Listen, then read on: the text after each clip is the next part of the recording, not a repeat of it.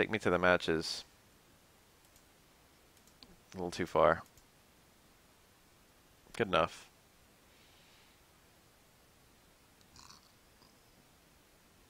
Down medium kick, down medium kick, down medium kick. What game are we playing? Oh, that's good space. That overhead's sociable. That's kind of cheap. Instant air towards Fierce.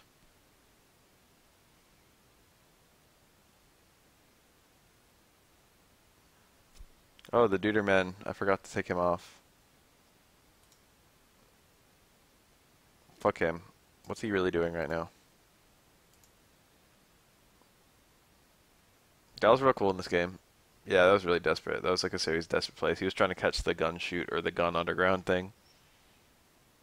Alpha 2, try again. Mega, try again.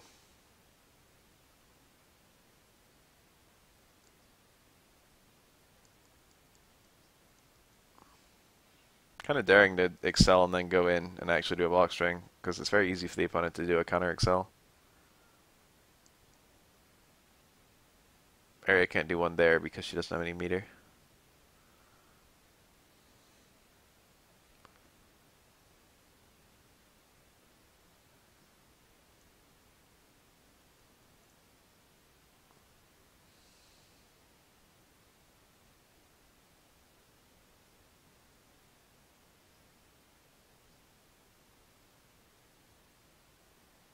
Nice.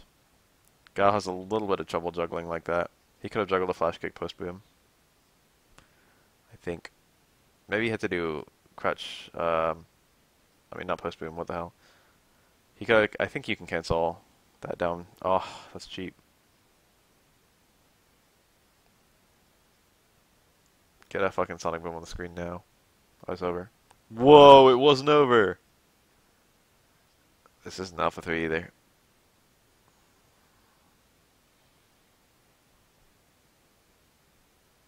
That was a good anti-air.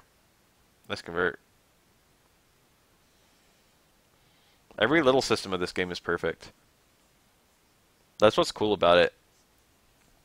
Is that all of the mechanics work properly. You know what I mean? There's no mechanic that's like really, really stupid. Counter excels keep excels in check. Excels keep guard breaks in check. You've got like decent reasons to use all your different things that cost meter.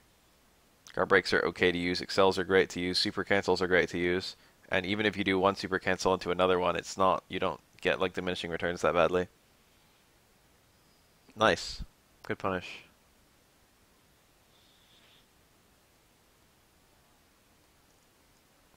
The way the links work is nice and it feels good. The way that cancels work is nice and feels good. There's decent balance across the cast.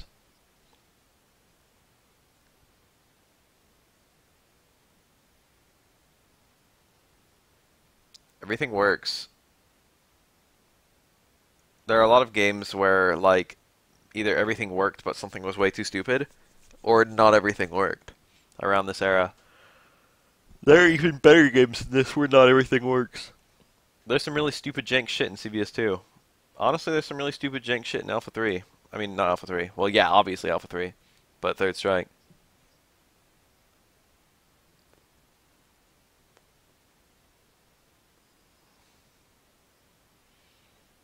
This game is cleaner than all those games. It's not necessarily better, but it's damn cleaner.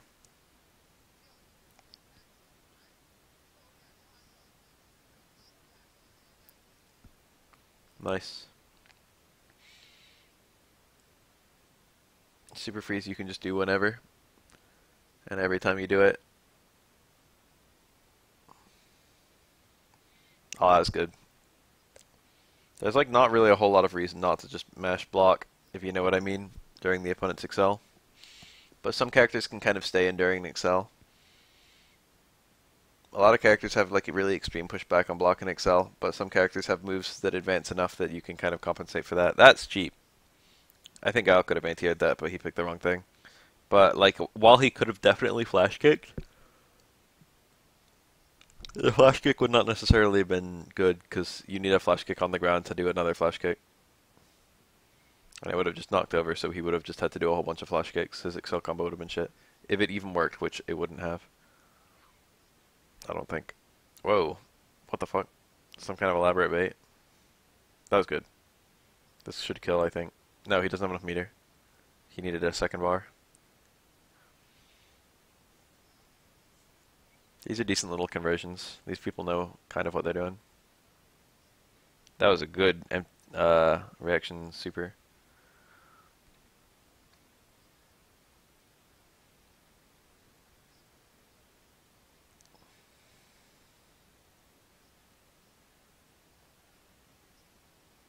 There's the counter Excel.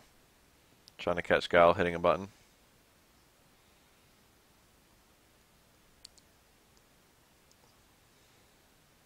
Caught him.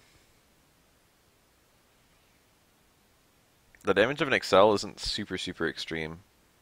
Even if you like hit your heaviest shit for the entire time, just the window of the Excel isn't super long. So even with the low scaling,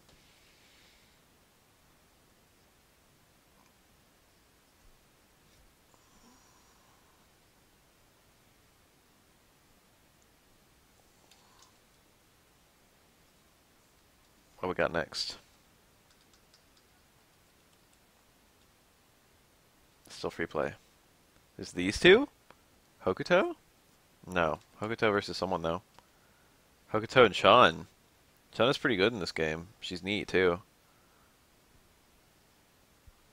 Sean is actually one of my favorite characters in this game. Whoa. Guard break. Good punish. He didn't complete though. Different colors of super meter.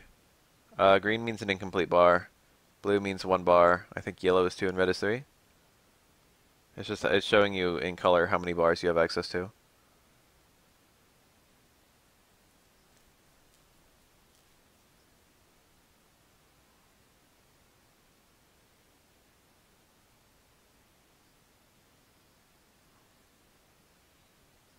That sweep is real good in this game. It's low profile. And it goes really far, and it's kind of hard to punish from far away. That crouch medium kick is cancelable. Early third strike bullshit. What the hell? There's the really far sweep. Chun-Li has some neat tools. Chun-Li's lightning legs is a quarter circle in this game, if I recall. Wait, is it? No, it's not. What is? Spinning bird? Spinning bird's a quarter circle? Something weird is a quarter circle. I think it's spinning bird. Yeah, fishing for... The thing about Street Fighter 4... This is actually a really nice thing about this game. The thing about... Nice. Yeah, big damage. You get a juggle here. Yep. The thing about Street Fighter 4 and 5 and 2, I guess, this is something this game does well that all those games do badly about Links. Is that you've got this very ubiquitous thing that's like is invincible on every character that takes very little reaction to do. And granted, it costs meter, but like there's just a danger. You can't just do like step 1 of Link and then step 2 of Link every single time because there's this possibility that they're gonna excel. And so if your first hit is blocked, you're probably gonna check your swing on your second hit. And that's not really there with like Shoryukens in Street Fighter 2 and 4 and 5 because there's always this possibility like if they DP, if they're willing to DP, that's almost good for you. It's like the DP is so risky. You want the opponent to be trying to mash DP during block strings. That makes them easy to beat. The risk reward is not there. But Excels don't have a whole lot of risk. You're risking 1 bar. So there's just always this possibility the opponent can pop a 1 bar invincible thing. And also it has no motion. It's just 2 buttons. So there's this very big possibility the opponent can just very easily reaction Excel on your first, between your 2 hits of your Link. Nice, the Rekka's. I'm sure he could have cancelled into the 3rd Rekka and had it kill.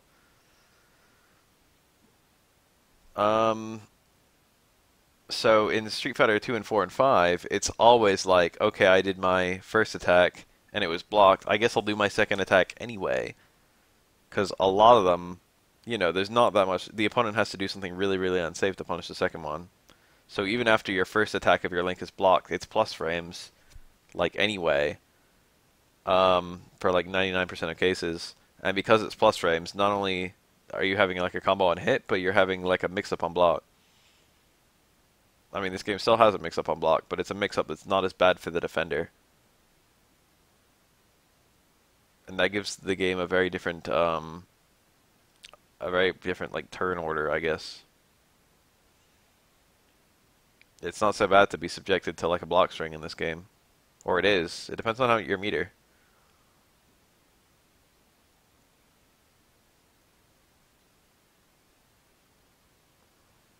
But one button throws plus one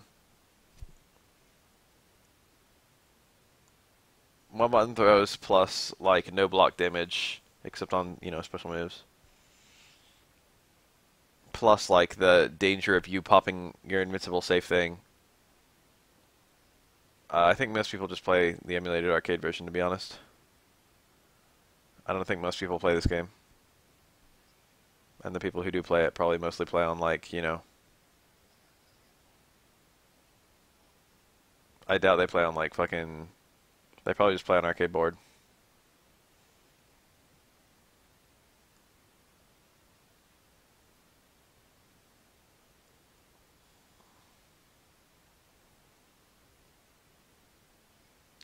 Oh, that link. Yes. Canceling like stand fierce into stand jab. That was cool. Oh my god, whiffed the overhead. Oops. Where's the Hianshu? It's coming. Random Hianshu in 3, 2, 1. It's coming, dude.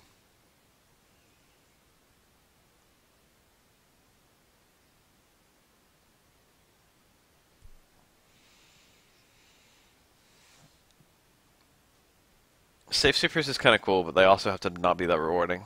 I like the idea of a safe super that's not super rewarding, but you can pour even more meter into it to make it rewarding.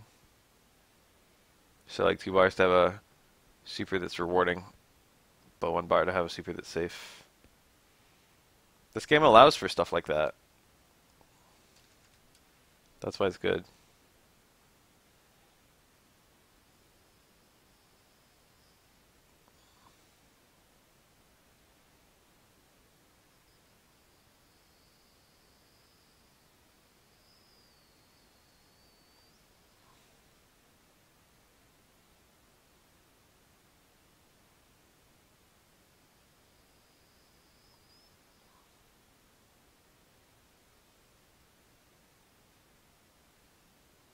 Nice pickup. That was good. That was like pretty optimal.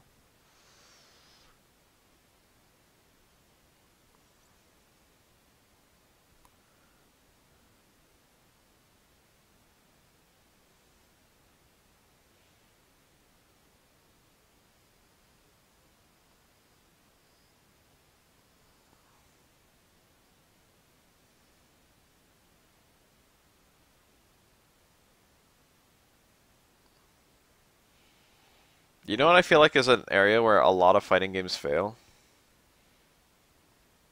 Is high potential. It's skill ceiling, I guess, in a way. Think about even moment 37, okay? That was a very important moment for fighting games. No matter what you think of Third Strike, that was an important moment for fighting games. What does Street Fighter 4, for example, or much more so Street Fighter 5, what does Street Fighter 5 even have that could be like Evo 37? Like, what's the most fucking hype scenario that could happen? You know? There's nothing. There's still hype situations that can happen, but they're hype for like different reasons.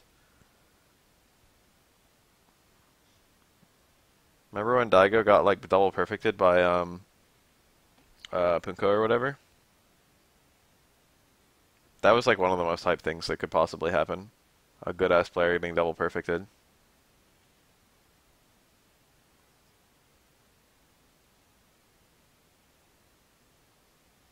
Nice punish.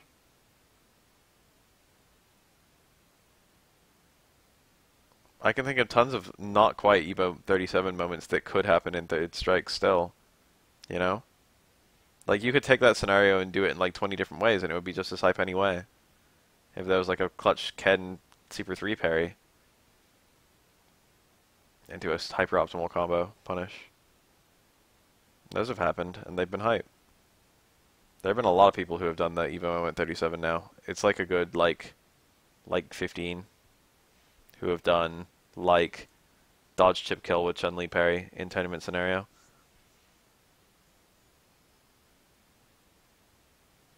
I've seen Pyro Lee do it. He's like the only Westerner I think I've seen do it. I think there's been more than one Westerner though. Nice tier.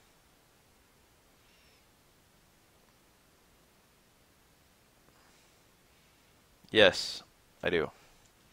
I think the hypest thing that can happen in Street Fighter V is really not very hype at all.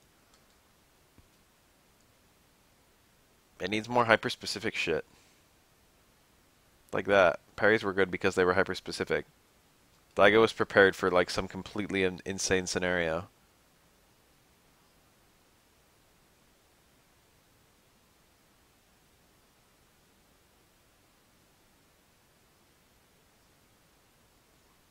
It allowed him to show his expertise both in his execution, but also what he was ready for. Street Fighter 4 has a decent potential for weird shit that, like, you know, like matchup mastery. I used to see that all the time at Next Level Battle Circuit. If you watch, like, the way Sanford fought Guile, or the way Smug fought, Sagat, if you watch those, you'd be like, you know, these people have like an insane amount of matchup knowledge. The X3 was like 2v2, and a lot of people didn't like it, and I heard the balance was whack as hell, and the new systems were kind of stupid, so I heard. I don't know that much about EX3. I'm just parroting shit.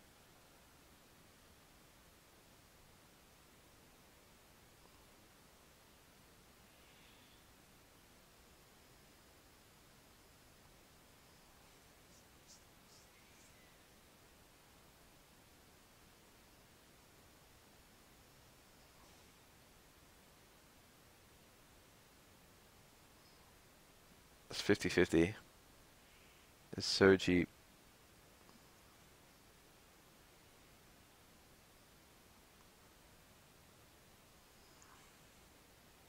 I sometimes forget there's a Street Fighter EX1 and Street Fighter EX2, because I always hear about 1 alpha, or not 1 alpha, EX1, EX plus alpha, right? And then EX2 plus. Think of the two games.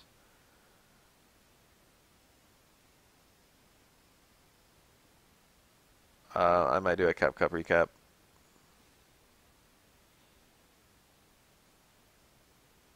They were talking about this upcoming Cap Cup.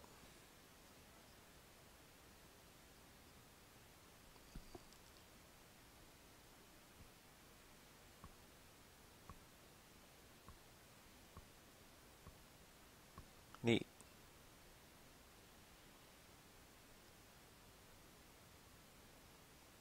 I feel like every time I play Street Fighter V, I'm in a bunch of scenarios I've already been in. I feel like that more in Street Fighter V than 4, and more in 4 than 3.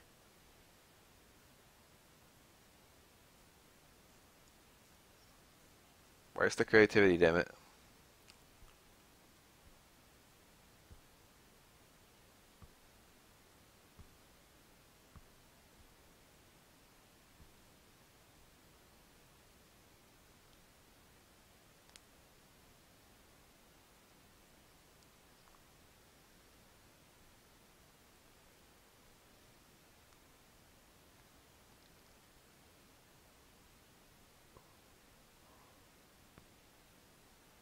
Canada Cup? I already rewatched it.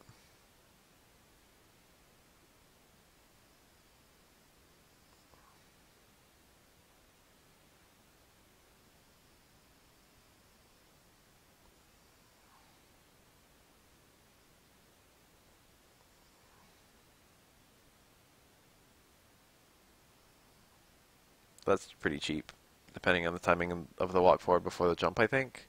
You can get a cross-up or not. It's a little seeable, but not very seeable.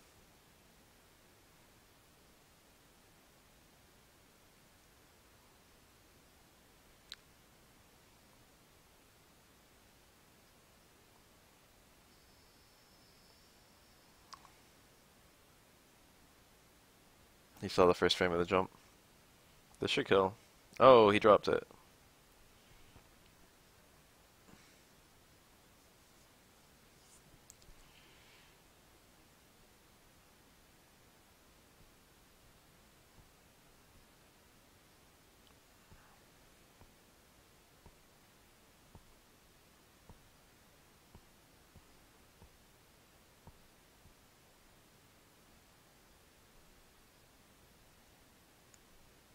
That empty overhead, whiffed overhead into, or whiff jump attack into instant low.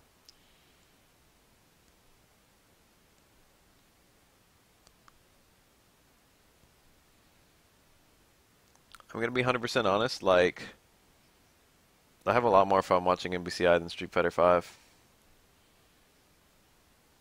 I don't know if it'll always be like that.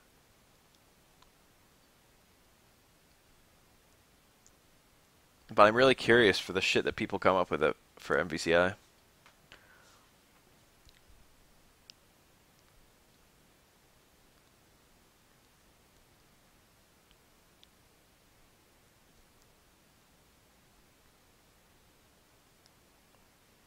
I've seen so many like Tokido matches, and I like have a full download of how Tokido plays. Maybe not a full download, but like, you know, Tokido's like the guy who pulls out the most weird shit.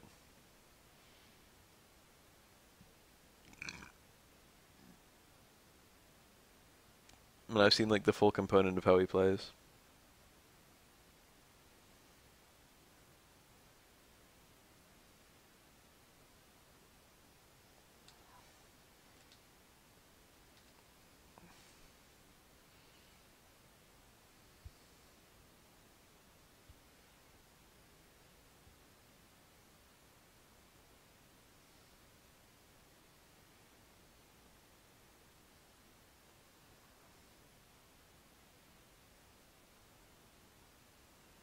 Oh, that was a good Excel. He didn't do it. Spam me with constant character switching. The character switching is probably the most interesting part for me. Especially if, I don't know if you've played, but a bad switch can fuck you over really badly. Character switching is like it's like an art. It's not just like mindlessly do it, do it, do it. Although it's really, it's the most broken mechanic done well.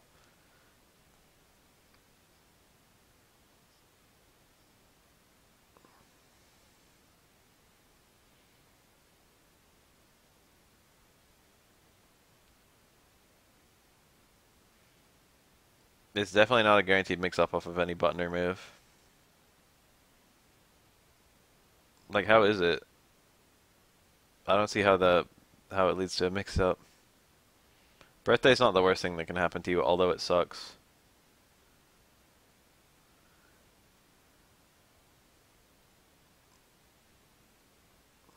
Yes, I love that Excel combo. It's not optimal. Looks really funny though. Mash Sonic Boom.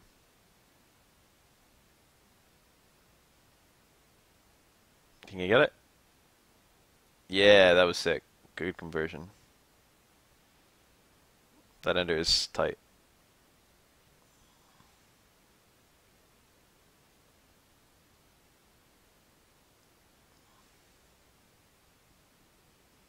Yeah, Happy Birthday is not that bad. Scaling still applies to the dummy.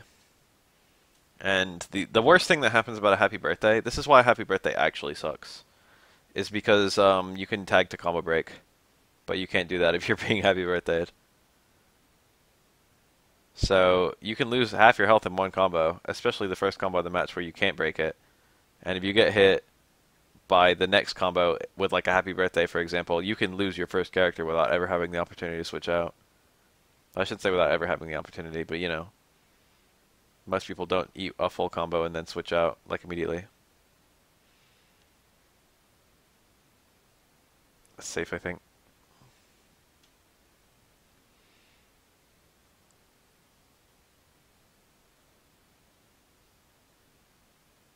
Two more bursts, are, I feel like they're necessary, especially now with the uh hit stun decay.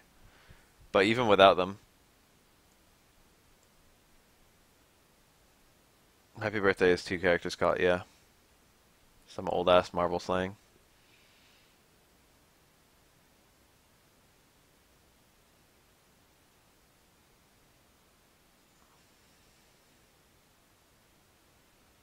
We're still in like the golden age of MVCI, where the person who can come up with the weirdest shit will win. Like skill is important, but it's not as important as creativity. The game hasn't been solved yet, not even close.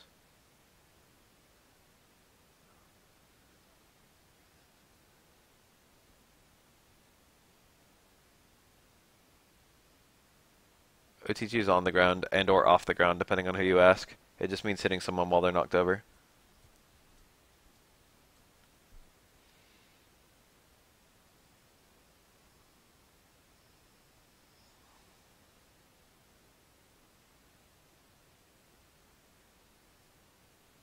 Again, it was a stand fierce, and he could have punished it with his excel, and he could have reacted, and he didn't bite. Interesting hitbox. Beginning part of every fighting game is the best part, in my opinion. Well, it depends. It depends on the game.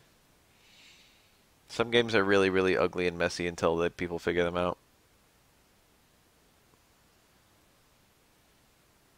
Early Marble 3 was pretty bad. Dante versus Deadpool. Before anyone had combos. But once people had like little combos, it became incredible. Like pre-release is shit for most fighting games, and then like first 2 months is like really fucking good, where it's just like the weirdest shit people can find. I think people were still finding weird new shit for the entire lifespan of Marvel 3 for what it's worth, and I think that'll probably happen again. But like Ryan LV showed up pretty late from what I can tell. And he had like good ass shit. I never saw I Heart Justice early on. I saw him a lot late. He's fucking good. People using these characters that no one ever uses. Like Chun-Li and fucking Cap. And Phoenix, right. They're not even the only ones. There's a bunch of people like that. Angelic, he was always there. Maybe not always, but he was there for a long fucking time. But he got way better right at the end. He's got a whack team.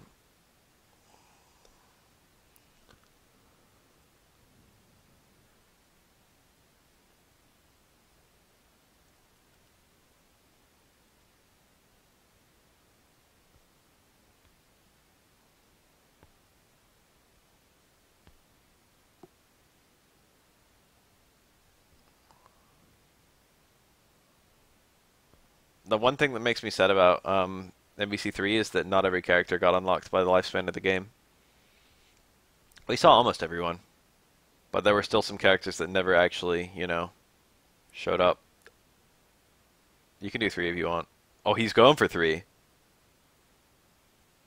He really wants to win this round, naturally, but, that was good. Everyone's worth it. It's okay to land 3 excels in one combo. It's only barely worse than 3 excels and 3 combos. This could kill.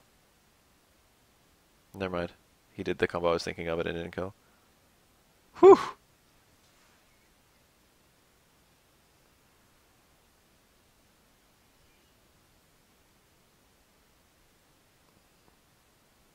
First attack's really important in this game. I like how much meter there is in this game. That's actually one of the things I really like about it. This is a shit ton of meter. Nice flash kick.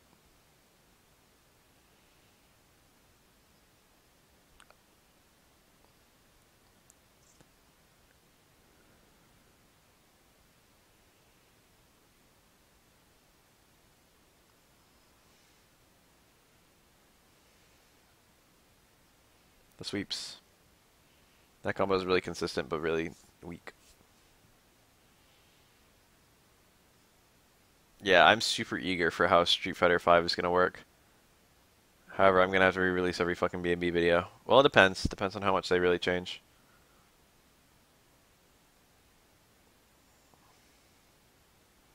It's gonna be good for me. I hope they change a lot. I'm gonna have a whole bunch of videos I can make. If I want to be smart, I'll finish Rising Up before Street Fighter AE, SF5 AE comes out. That's cheap, dude. This is over.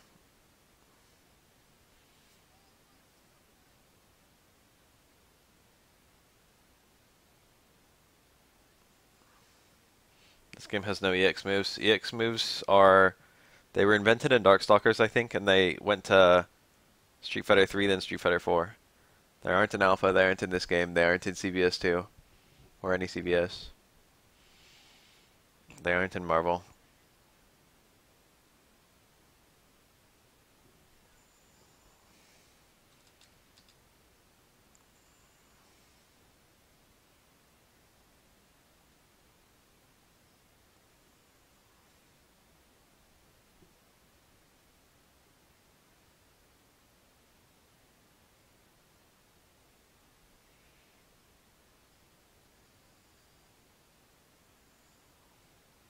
No matter what happens, there's going to be V-Trigger 2s, which means there's going to be a lot of V-Trigger 2 B&Bs.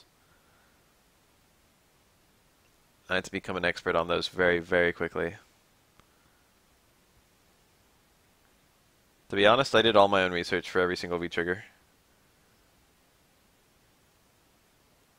I think I had some unoptimal stuff with Jury. And that was like the only one. And I had some unoptimal stuff with Monop, but the unoptimal stuff I had was doable. And everything that was more optimal than it was like really hard. So I think I did a good job for the B&B. All the combos in my Monop B&B were super easy. Compared to what you can do, that is.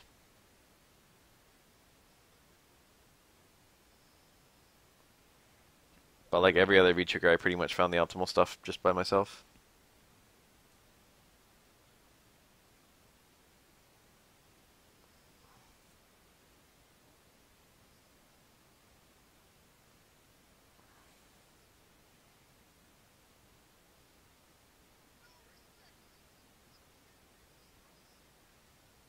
He was gonna chip.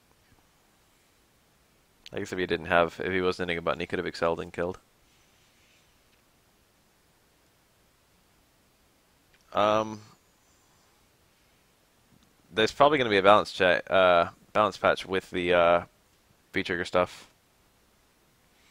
But to be honest, Capcom usually, whenever a character has a V-Trigger, I mean a selectable tool that does everything, when they added Ultra 2s, there were a few characters who had like one that did everything, and then the second one they got really wacky. First of all, okay, here's some routes they can do. One, they can go the Seth route, where both Ultras have almost the same juggle setups, but just one is slightly better in one given context, and the other one has more contexts, you know? But then they have like similar utility in general. And then you have the really experimental ones like Kami Ultra 2, which I'm not going to defend. Ryu's isn't super experimental. It also doesn't have any of the follow-ups of Ultra 1. Ryu's Ultra 2 is like probably the single worst example in the entire of all the Ultra 2s from vanilla to super. If you want to look at a good one, look at Rose. Rose had like an Ultra that kind of was... It's not like she could combo into it super easily or anything. But she had like a kind of ordinary Ultra and they gave her a super experimental Ultra. And there's a decent number of people who pick either one.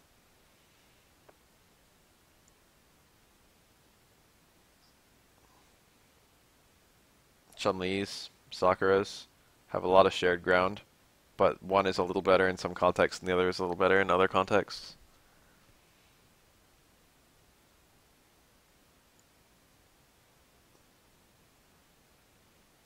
Viper's was real wacky, but you never saw that one. Gen's was real wacky, but you did see that one. Gen's Ultra 2 was pretty neat.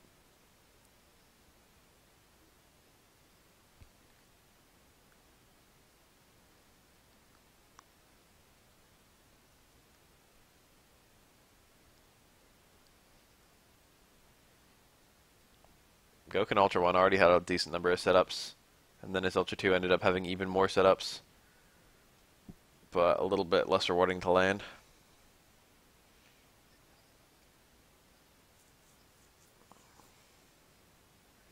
Nice super cancel. That was the easiest way to end that combo. He could have gone for a second Excel, but it would have been a lot harder. You always have all charges in Excel. You can't super in Excel, that's something they don't tell you. So he has to wait for the Excel to wear off before he can do the super cancel.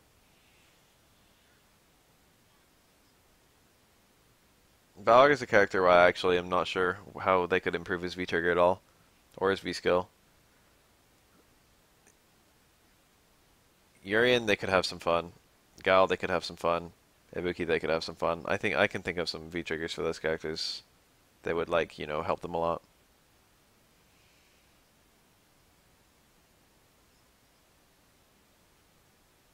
I wonder if there's going to change cancelability for V-triggers. Like, right now, Ibuki can't cancel, like... Ibuki can only cancel, like, Kunai into V-trigger. But what if, like, DP into V-trigger works for one of her other ones?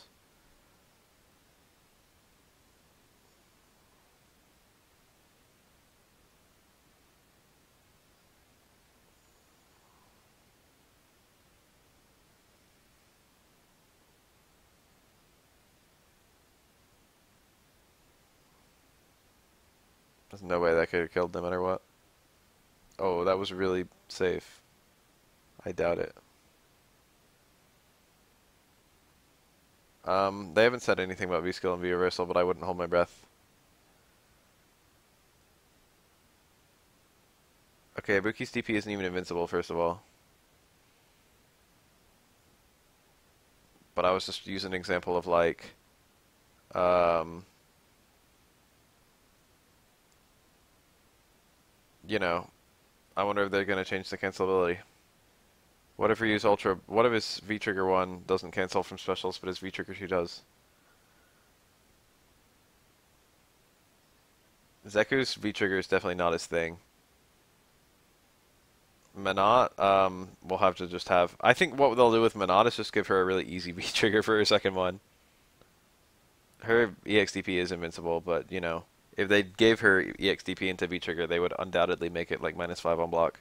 The same way they did for every other character. Ken and Akuma and anyone else with armor / invincibility into V-trigger. Birdie.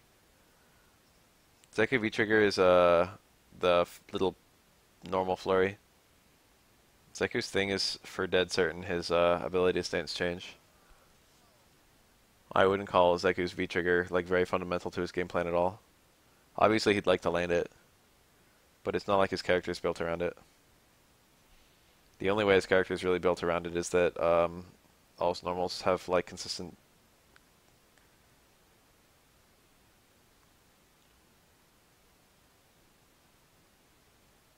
It depends on your character, but yeah, the point is it's unsafe.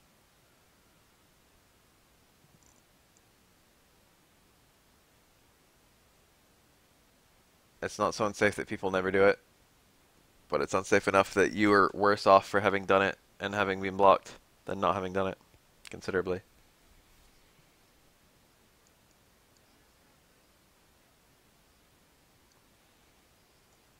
Akuma gets like 200 some damage for -5. So does Ibuki. My characters.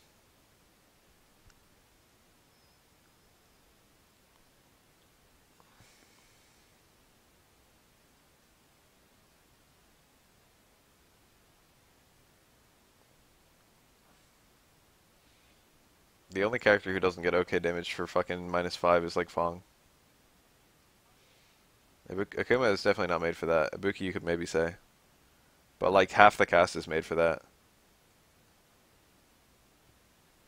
Who doesn't get good damage from fucking -5?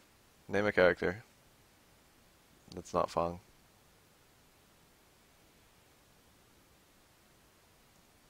I will also take Alex. Alex doesn't get that much. Akuma has the best normals in the game. Best normals and best normals for -5 are radically different things, but I would tentatively say that Akuma doesn't even have the best normals in the game anyway. He's got good versatility best normals, but a lot of the normals are highly specialized. People look at back fierce into demon flip into punch like it's this incredible thing, which it is in terms of consistency and corner carry, but it doesn't even do as much damage as an ATR DP.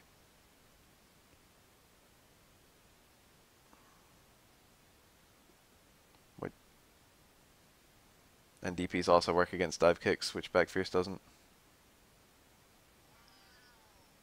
Ryu gets low strong DP, I think. That's respectable damage.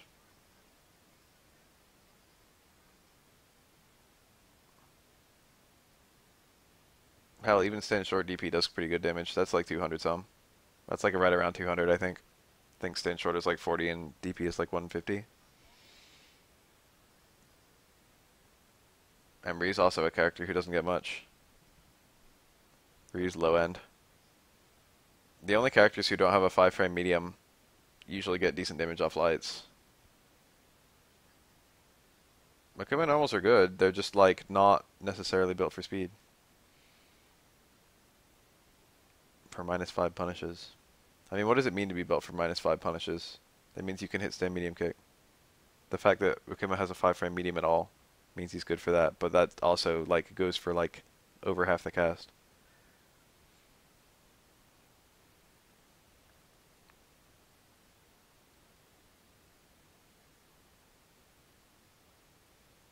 Let me see if I can find something else. I will never ever deny that Akuma's normals are good. But they're all like they're not good for like things that other characters are lacking. They're good for like, well, yeah, I guess they are good for other things other characters are lacking. They're good for like having a conversion where other characters don't have a conversion. But they're not like good in a vacuum sort of good like Korean stand medium kick.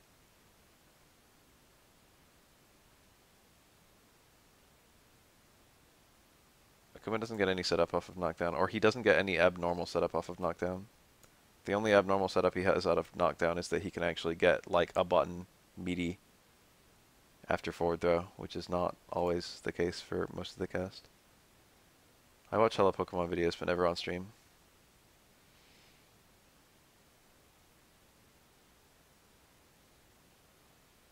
Akuma's like top tier, but everyone acts like he's fucking super omega broken now. I don't know what happened. People used to act like he wasn't shit, and all of a sudden everyone's like, oh my god. He's like barely the best character in the game. So medium kick into hard kick Tatsu is not even what you do. You do stay medium kick into light Tatsu into hard Tatsu. And no, it's not a guaranteed mix-up, not at all. What the fuck?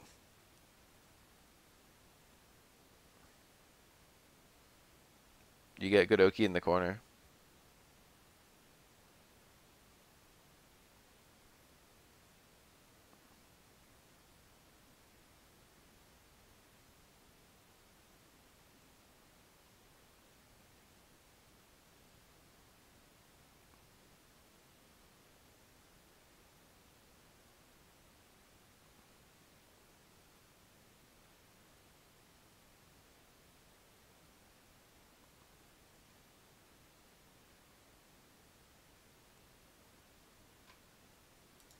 I didn't watch this.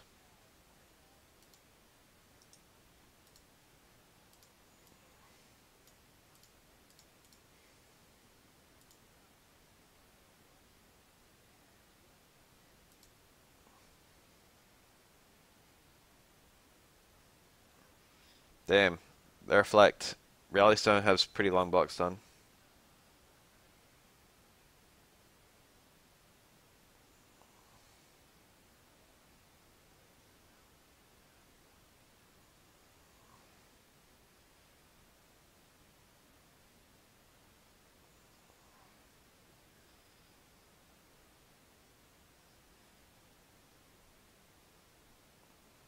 What really confuses me, there's been a fucking bunch of people coming out saying Kareen sucks. And a bunch of people coming out saying Akuma's broken. It's like, what the fuck? Then you watch Evo? Kareem was just as stupid as Akuma during Evo. I don't know how you use Evo as your justification that Akuma's good, but don't use Evo as a justification that Kareem's good.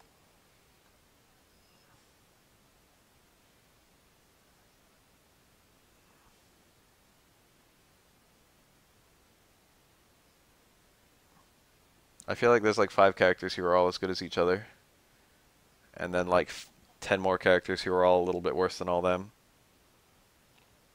and then like 10 more characters who are noticeably worse than all them, and then like 3 bottom tiers.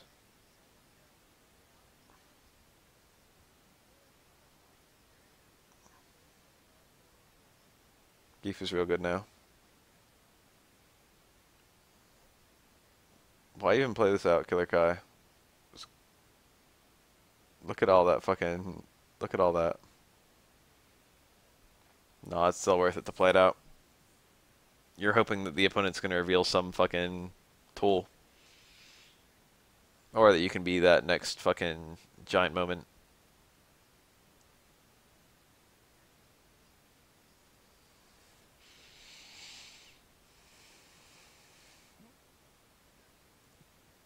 I don't think that's true.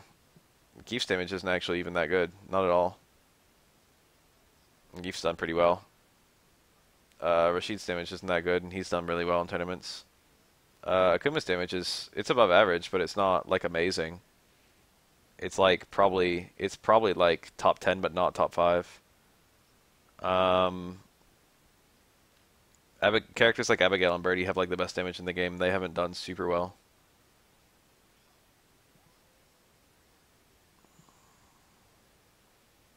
Not yet, anyway. Like, obviously damage matters, but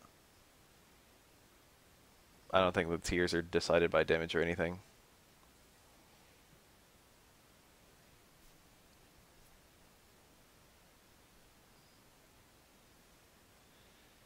Abigail and Birdie are like top 2, I think. Maybe Balrog as well.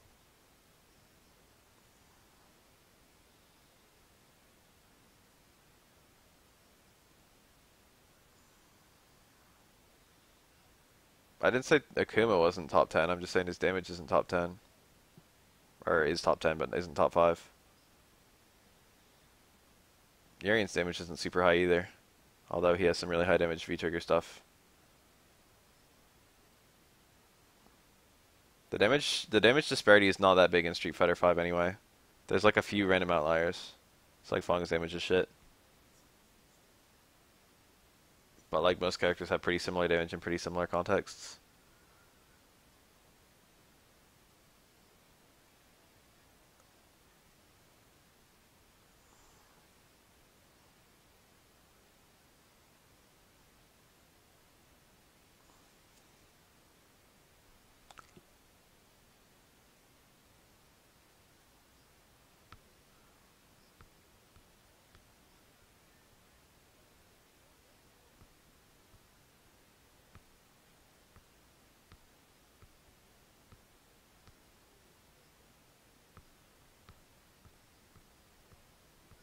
It's gonna hit Dante, I think. Didn't do any damage.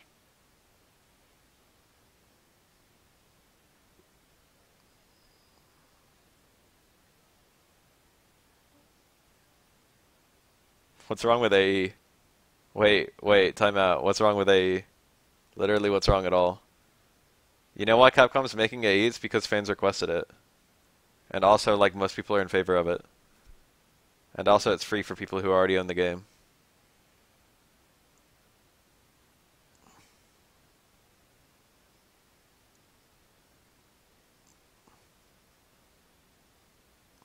What on earth is the logic that's like this is a bad thing?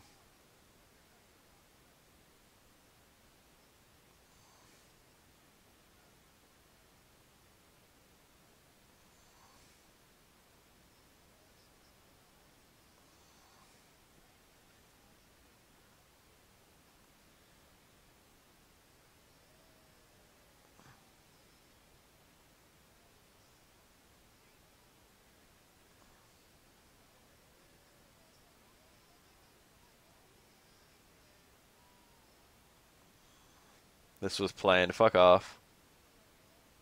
I would buy that they plan to do more V-Trigger. I don't know. I don't even know that.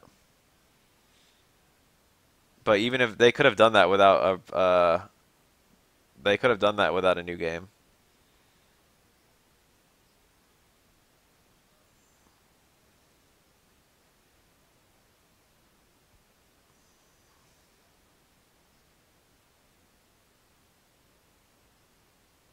I think if Capcom knew the game sucked, they wouldn't have even fucking taken it in that direction. Let's not assume that Capcom's competent. They promised specifically to never make an arcade or a paid update, and that they would be like a one disc only game.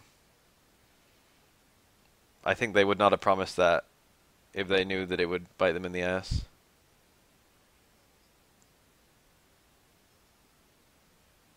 They would have left themselves some plausible accountability, plausible deniability.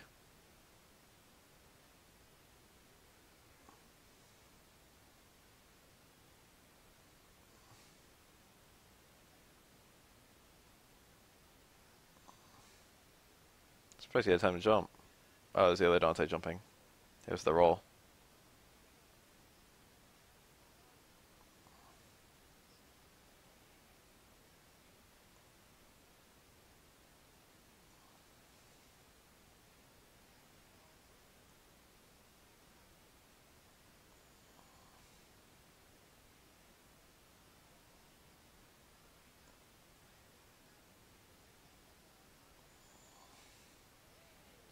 To be 100% honest, the only reason AU is happening at all is because esports were not enough.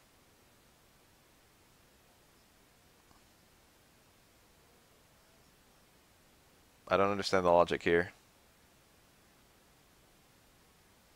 One, Urian's V-Trigger is good, but it's not like amazing. Everyone acts like Urian's V-Trigger is like it's like Third Strike Mirror. It's not like Third Strike Mirror. It's like Rashid's bullshit. It's not even astronomically better than Rashid's bullshit. It's only about as good as Rashid's bullshit. Haven't seen anyone mention Rashid at all. Urian's V-Trigger's okay.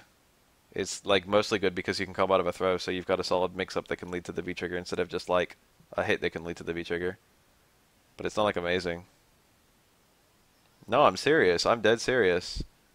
This is like the fucking Dogura doing well this recent tournament is like the fucking... Dogura's like the only person who's done really well with Urian. Maybe not the only one.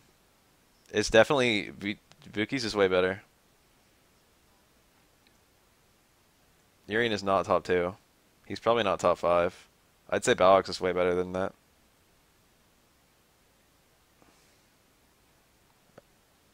I'd say Nikali's is probably better. I'd probably say Akuma's is better.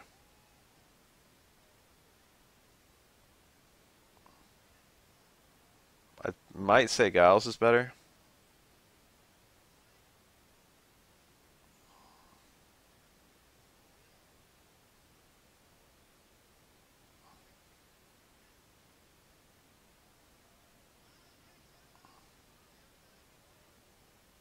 There it is.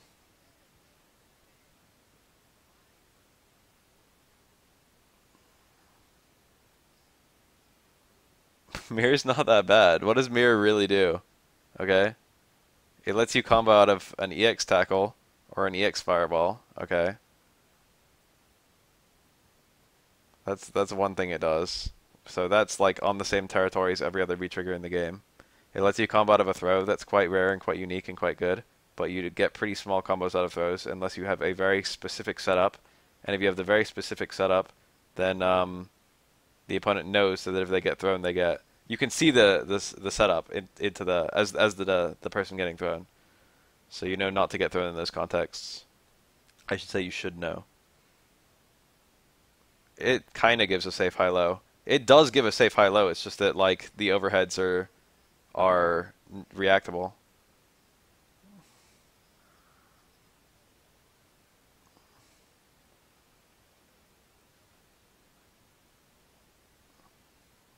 What else does it genuinely do?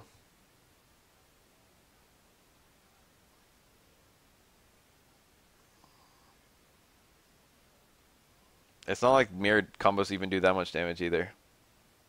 In terms of like V-trigger combos, they're actually not that strong. Although the hyper optimal ones are pretty strong, but you never see people do fucking headbutt loop mirror stuff or anything like that.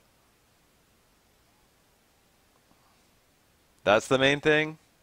I wouldn't say that's the main thing. That's just something novel it kind of does. And the thing about using it as the semi-reversal is that you lose all of the other stuff it does. It's only the up one that's remotely good as a semi-reversal. And only the initial pop, not the subsequent pop.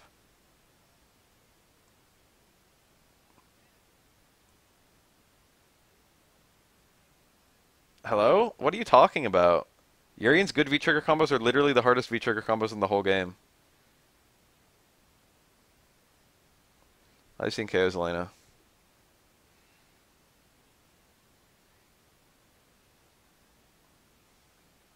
There's like not a hard V-trigger in this game.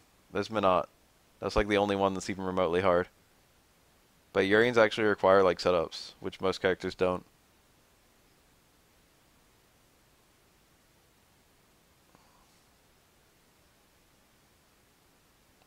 Name a hard V-trigger. You're acting like fucking Urian's is so brainless. Name one that isn't brainless. Or, I mean, yeah.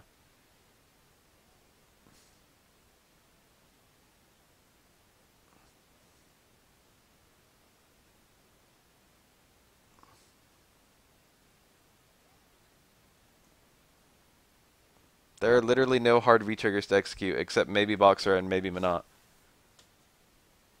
It's just hard. It's just the difficulty comes from knowing what you can do. And you definitely need to know a lot in order to use Urian. Urian requires more knowledge than most characters because it has more very specific setups than most characters. In what universe is Urian like even top tier?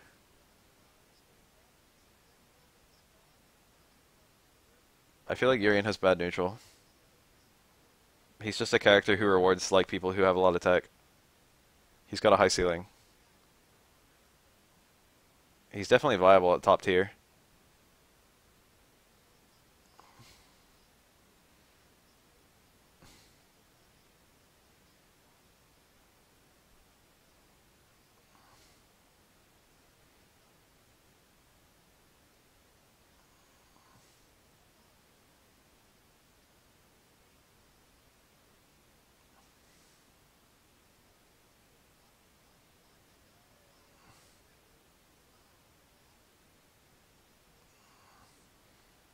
Urian's, I don't know.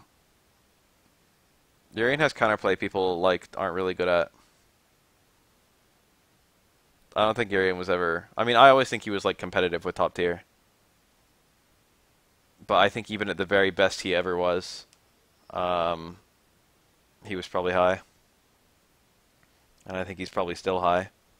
I think he's quite good. But you know, I would be a little scared to put him top 5. I maybe put him top 10. I would not want to put him top 5.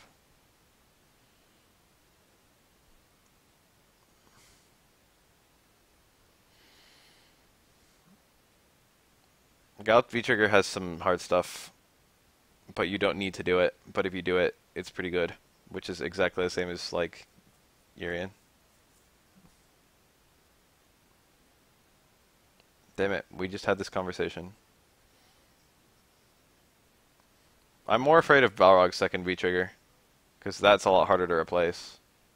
Because I feel like Balrog is more designed about his V-Trigger than Urian is.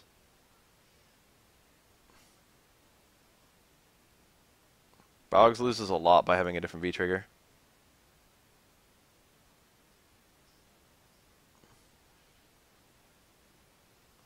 There's a lot of things they could do for Urian's second V-Trigger.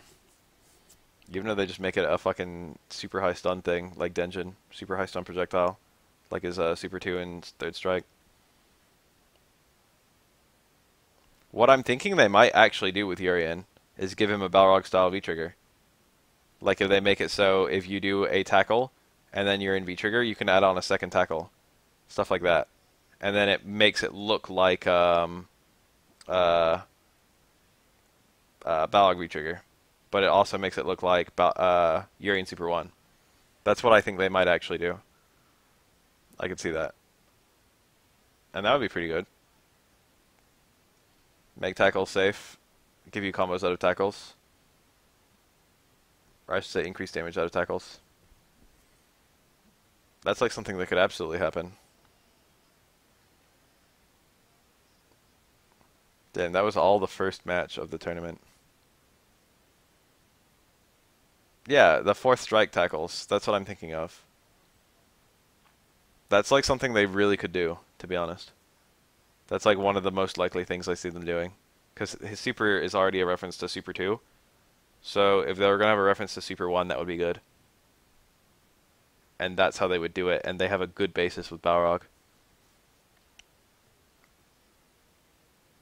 Me in 10 seconds, I just made a good second V-Trigger for Urian.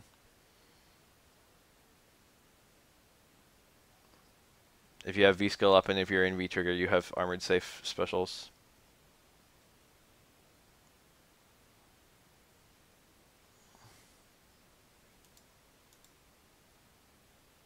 Most of the V-Triggers are pretty good. I don't know why that... I don't know what implies that the new ones wouldn't be good.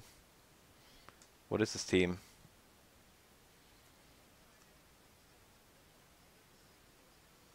Urian is, quote, metal and metal and electricity. The element of metal and the element of electricity.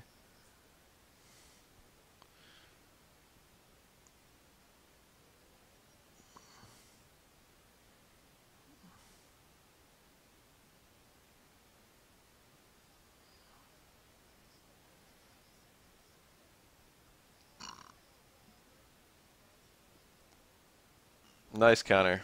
Oh, the grab. Or that's not the grab. Gale also has two elements, yes.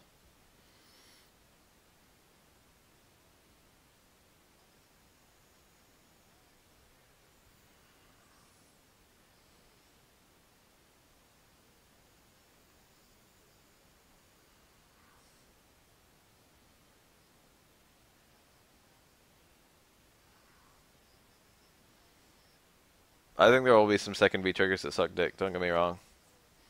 And if it's going to be any second V-Trigger that sucks dick, I think Urian is a very good candidate for a second V-Trigger that sucks dick. But even if they make a second V-Trigger that sucks dick, they'll patch it.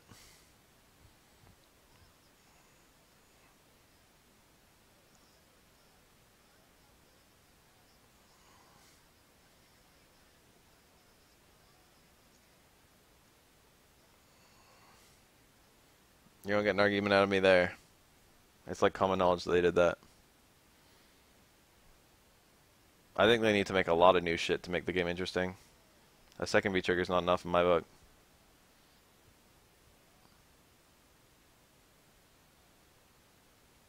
I'm not so sure about that.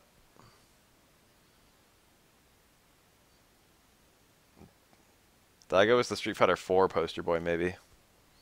5, not really.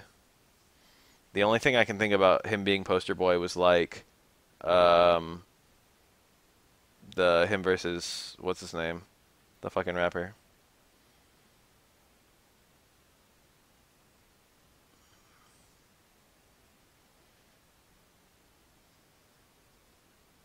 Otherwise, he's just been a regular ass player.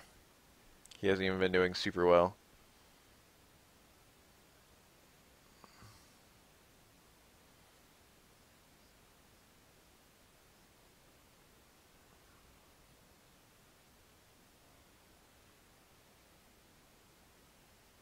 That's like the one thing.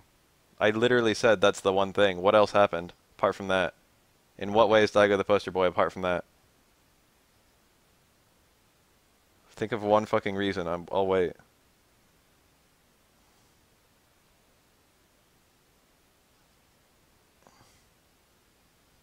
There hasn't been like any Daigo exhibitions. There used to be a lot in Street Fighter 4.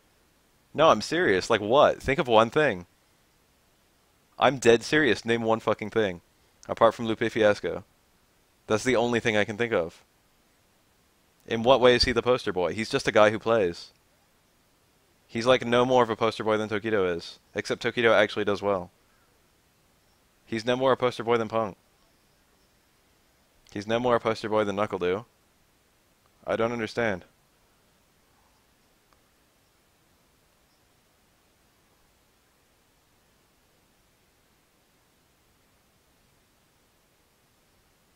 The only time I can think of where Capcom even acknowledged Daigo was that Lupe Fiasco.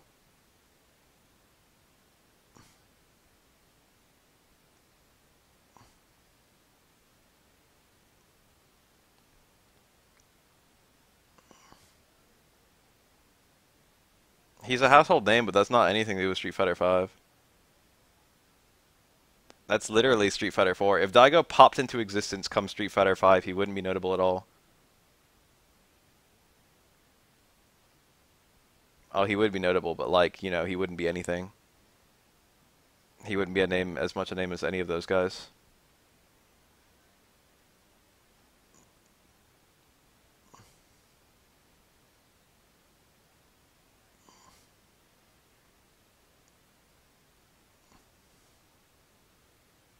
Oh, there it is. Was there a combo there? It must have been.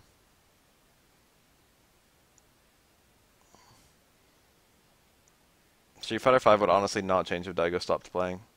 It would change just a little bit, because he's still a guy who can make top 8s and even win tournaments.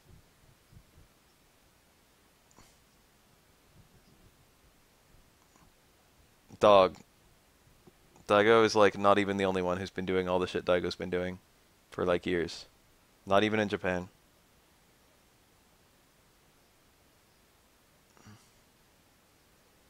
Daigo's probably the most famous Street Fighter.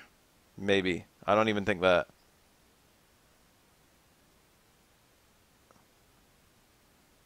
But emphasis on probably.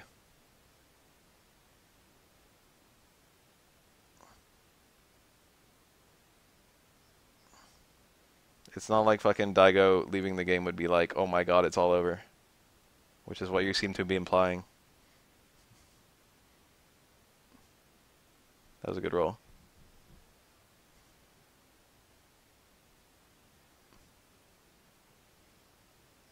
What is your point? I don't get it. How are they lucky that Daigo didn't leave? What would have disappeared?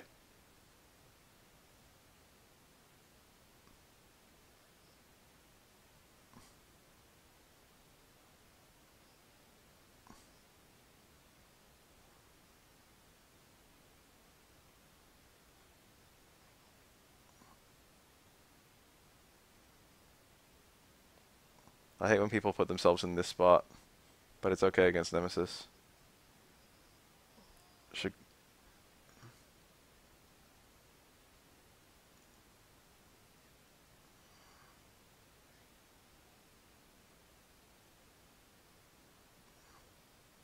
I don't like that so much.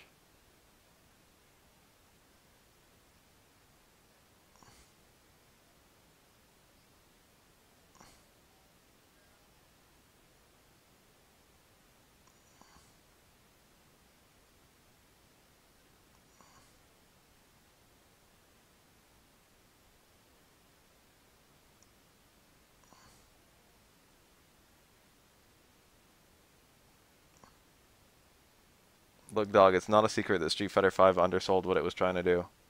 I've never ever argued that.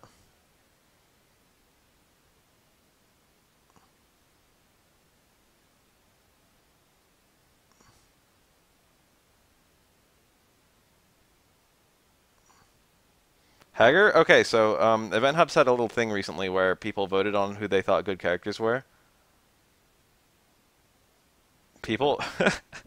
There are so many fucking people. First of all, Daigo doesn't only play Street Fighter. Okay. Second of all, there are so many people every fucking day, okay? There was such a huge crowd that was like, Tekken 7 will be the game that finally destroys Street Fighter.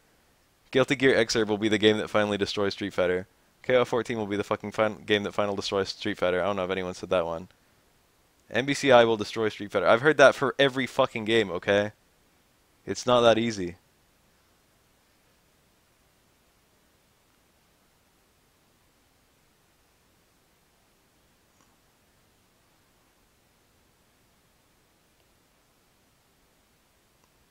Shit, dude, there's a lot of people who don't play Street Fighter 5 who played Street Fighter 4, and that didn't do shit.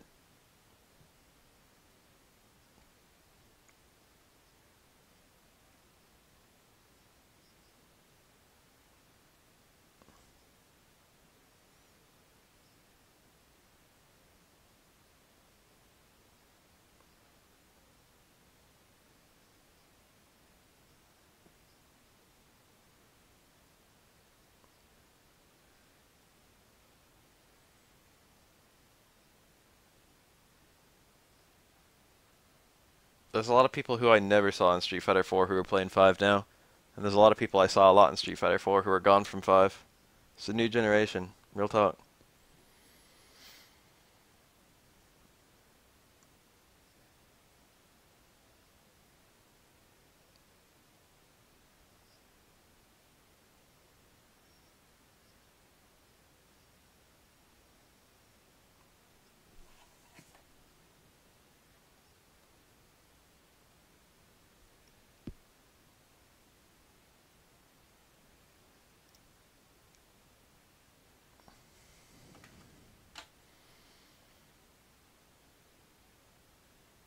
This happens every time a new fighting game comes out, and people always forget, because it's like the first time I've ever seen a new fighting game come out, to be honest.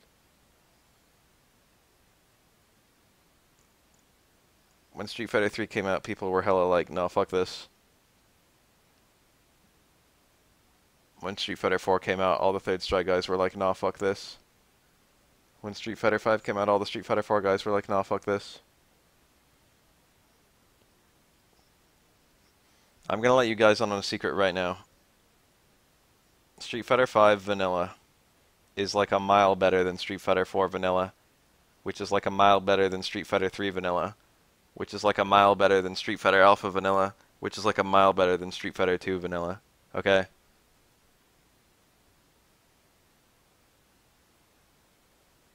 Street Fighter 5 has had the strongest start of literally any Street Fighter game.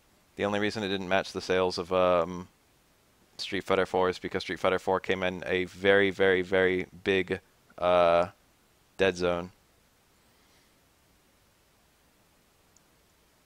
There were absolutely a giant fighting game drought. Absolutely no games to play.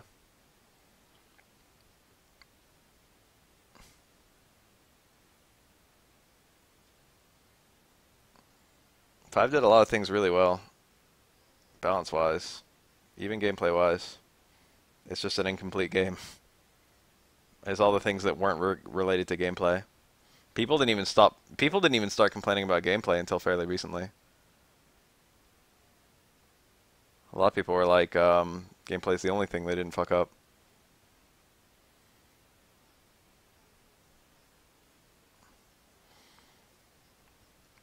Capcom has literally acknowledged that Street Fighter 5 was launched a year before they meant to launch it to accommodate Sony, who paid for the game. That's not a secret.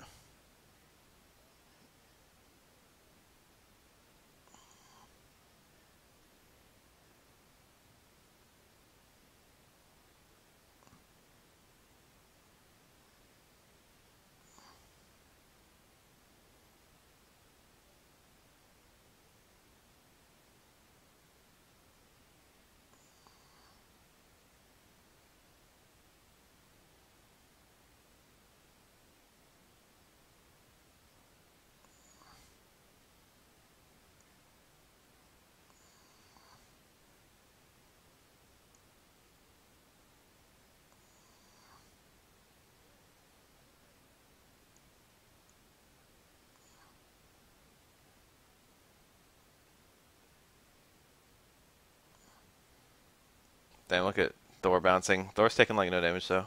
It's not a big deal. He's not probably not even gonna die from this. Oh my god, he actually didn't die.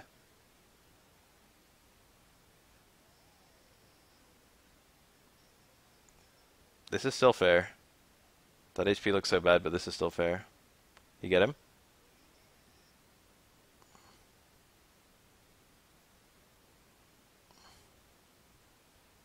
Oh, that's it. That's it.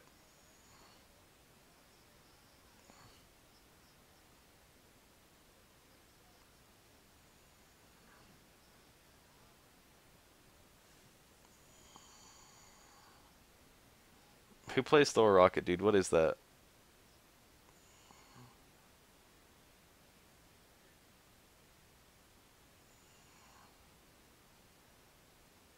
I feel like, yeah, grab super should be really rewarding. Maybe not really rewarding.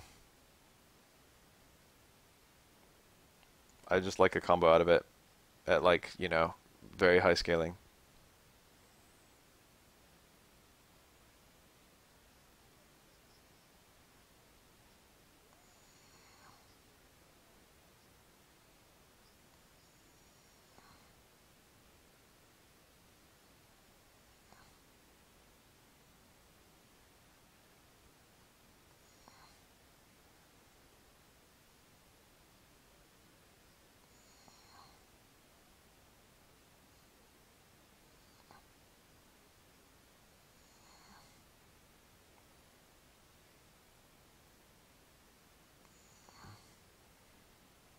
Imagine being a Thor player.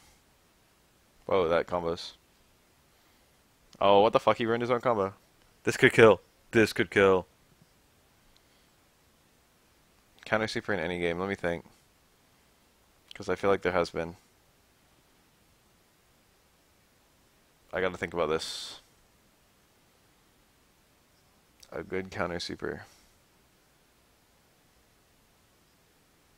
Um, Vanilla, Vanilla MK9, Johnny Cage had a really stupid counter super.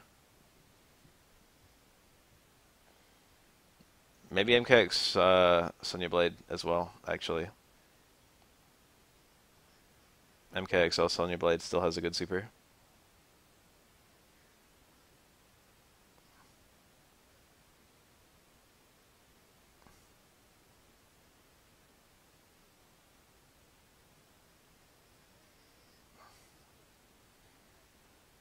I can't believe he made this comeback. Yeah, he had to like air dash backwards or something. He swung out a hard punch, acting like as long as I trade it's okay, but he couldn't trade with a super.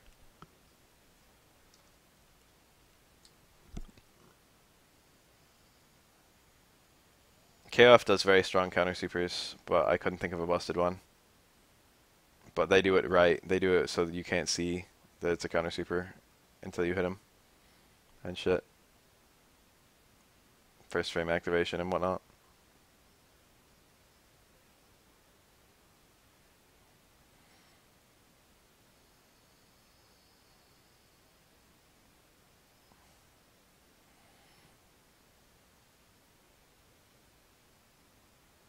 There was one matchup in MK9 at release, at launch, where Johnny Cage, there was a glitch where Johnny Cage, if he held the buttons for his X-ray, the counter X-ray, he would stay in the counter mode.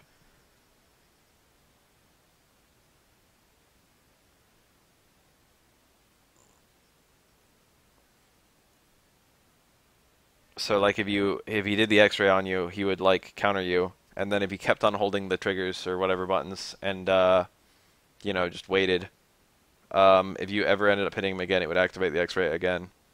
Pretty funny bug. And what was really funny is you could crouch while doing it. You would just be in a crouching animation. And there was one particular matchup, Johnny Cage versus Baraka. Probably 4 to 5,000 damage.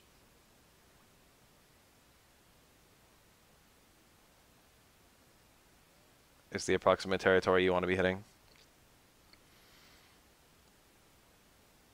Should build a bar or some. Anyway, Johnny Cage versus Baraka. Baraka actually could not stop Johnny Cage. Like the match just ended once Baraka hit Johnny Cage with X-ray. Because Johnny Cage could just keep holding it for the rest of the match, and Baraka could not possibly stop him. Baraka cannot hit Johnny Cage out of his X-ray. The only things Johnny Cage can get hit by Baraka activate Johnny Cage's X-ray.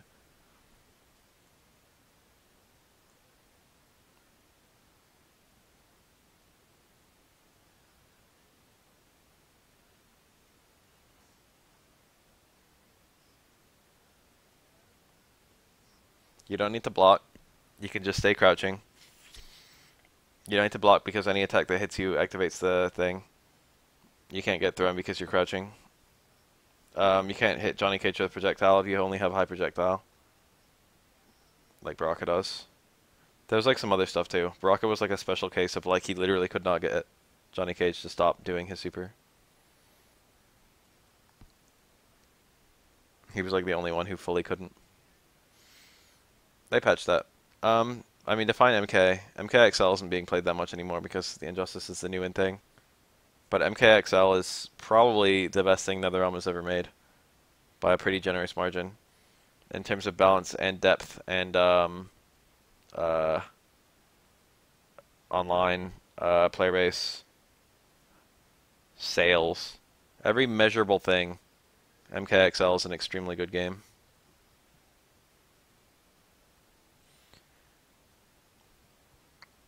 I don't know too much about Injustice 2.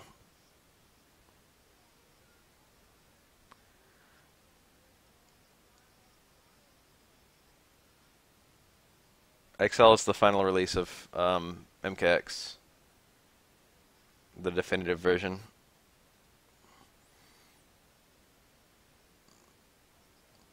The XL is like a gag on extra large, I guess, for all the content you're getting.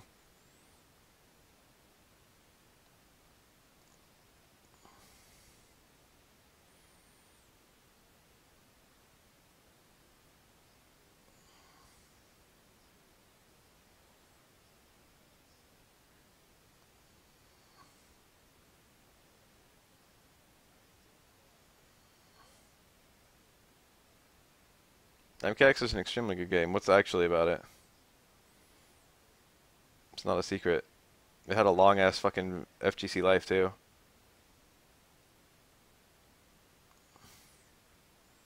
They did a good job with every single character. Variations are legit the smartest thing I've ever seen in any fighting game.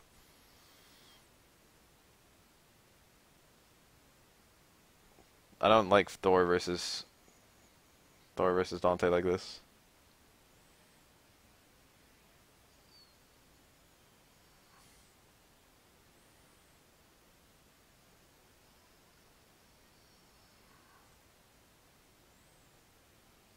Variations could have been fleshed out more at release, but as the game got patched and patched, variations got a lot more fleshed out. By the end of it, I think they were actually extremely fleshed. A lot of variations that weren't too different early on, like Reptile, like Johnny, or Liu Kang. No, I haven't seen any Hellboy footage at all. A lot of characters became extremely differentiated with more patches.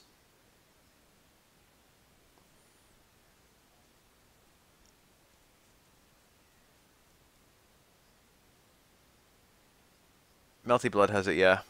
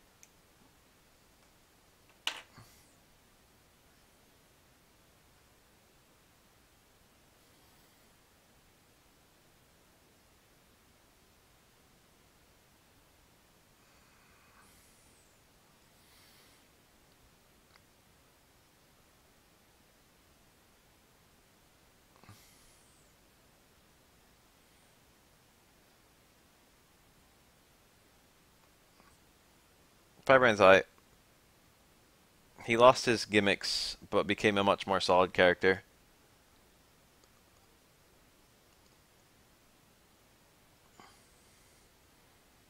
But now he can't lock down into unblockable. I don't even have the unblockable still in the game. I don't think it is.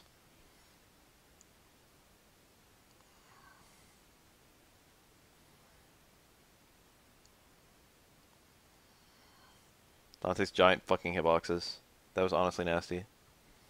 I don't like that Dante can do that.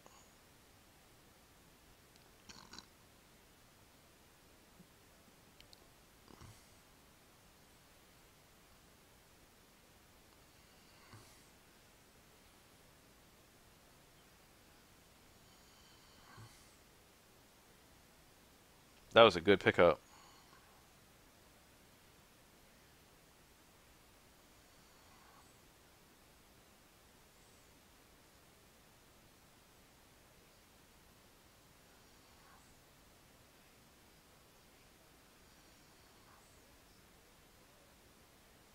The balance in this game isn't horrible.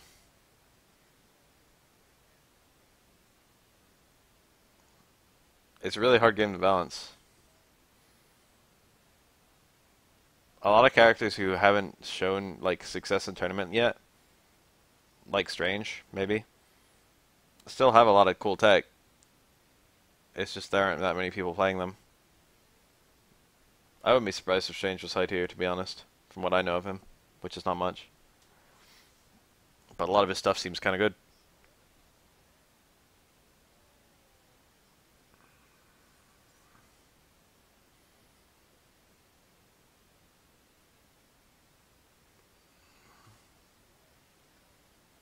That was worth. He's like done though. As soon as the space stone goes up, it's over. It's honestly over. There's nothing you can do to stop that.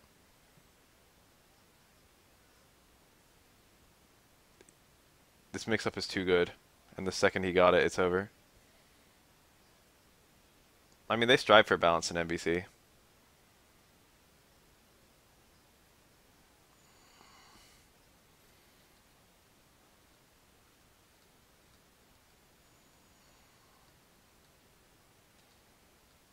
Spooky Boys team.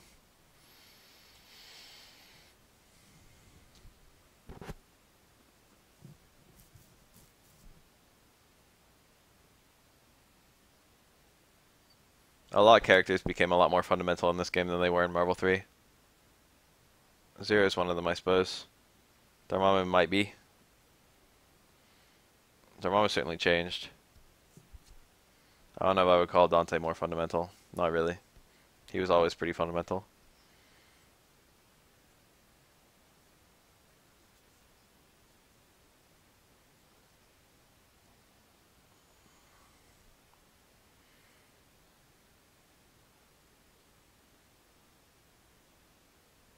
My boy Iron Man became a lot more fundamental.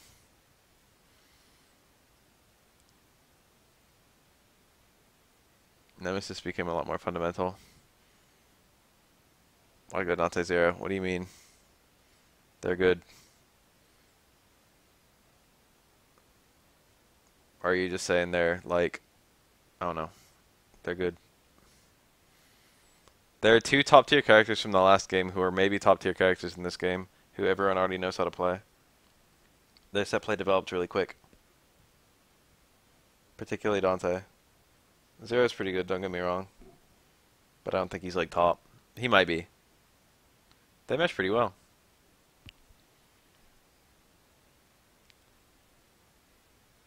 New cap is pretty sick. I really like the trick shield. The counter is pretty cool too, but I really dig the trick shield.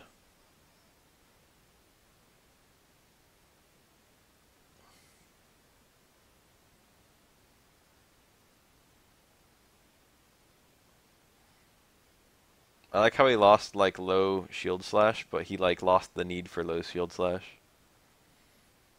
So it's okay.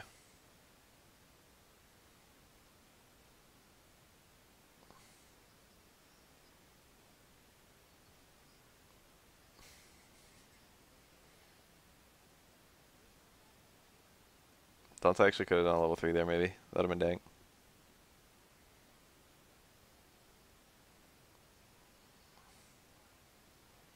I think you would have won if he did that. When that incoming fire. He got hit by it, but he could have level 3'd through it and still hit the jet on the ground. He had 3 bars.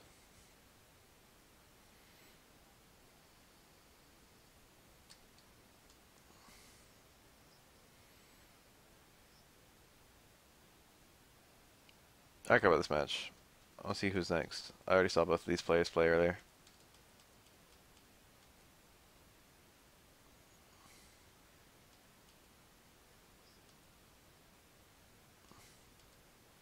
I want to see some guy I've never seen before.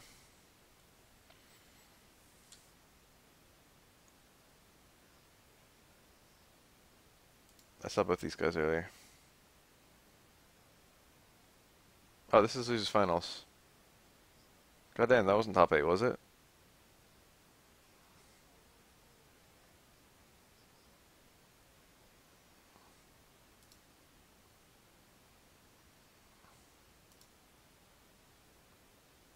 Dude, they do mesh. Better player still wins. Yo, this is Nightmare Mode, my team.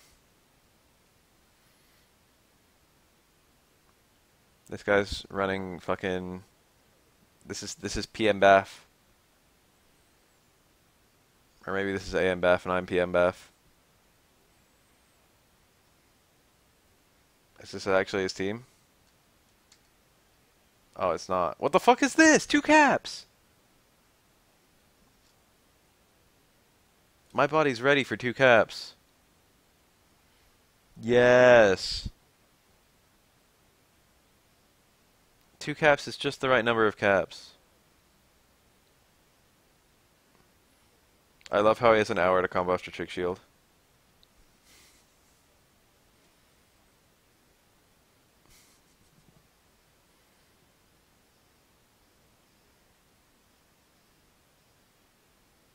That's a pretty cool Nemesis sleep. I've never seen it. I wonder if it's good. Ugh, awkward. He could have had both characters get hit.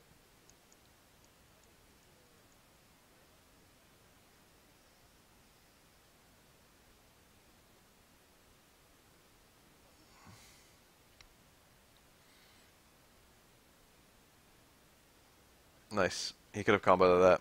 Green cap.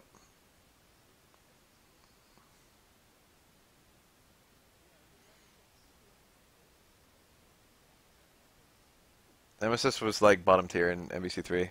Now he's like maybe still bad, but definitely a million times better.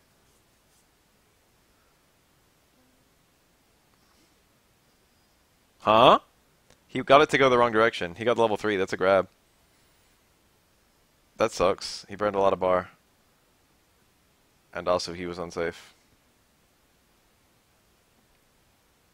He should have tagged immediately.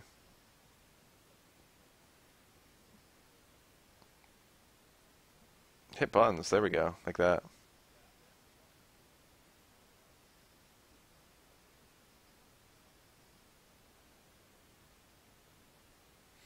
Nemesis grab cannot combo.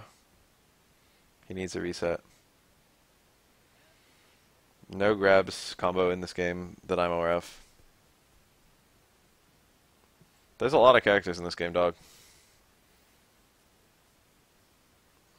Oh, he had a... Oh, he actually picked up the combo. Looked really awkward. Even with everyone running 2 characters, you're not going to see that. Like, I can only think of, like, even the really popular characters, I can only think of a few players of those characters.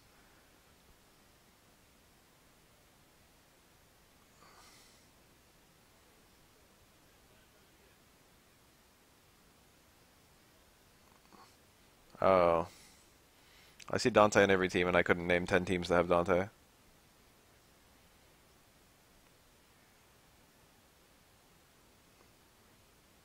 Does it? I don't know. I didn't even know Miss Marbles was a grab. I knew it comboed, but I didn't know it was a grab.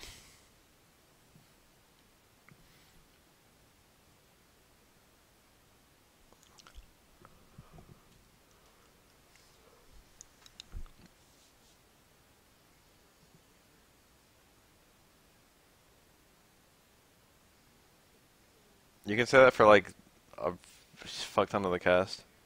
Um, Cap is fundamental. Fundamental characters typically don't do that well in Marvel. Cap is a fair character in an unfair series. He's not bad in this game though. Honestly, he's not bad in MVC3. I Heart Justice uses him. It's not about tier in this game, it's about synergy.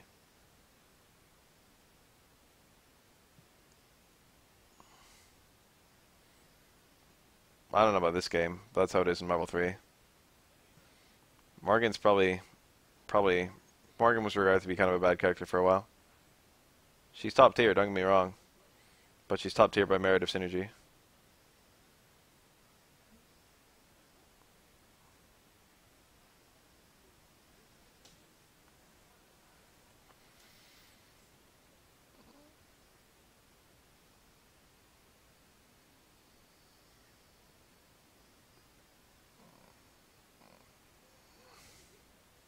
He definitely could have done a second missile there and then tagged.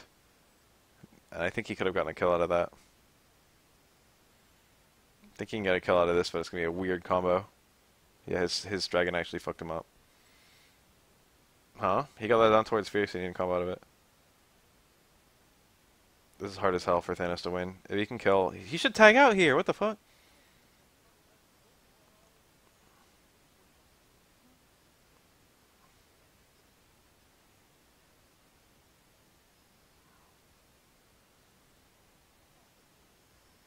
Look at that stand hard kick.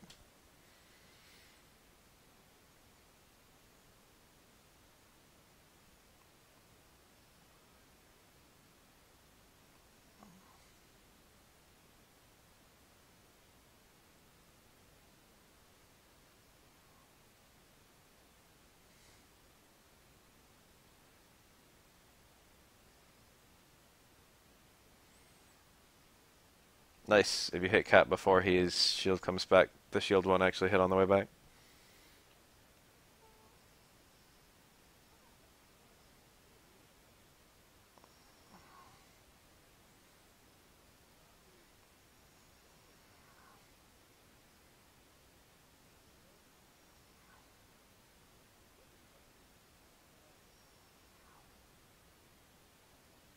Oh. Oh, look at that. Super late, super cancel. That was tight.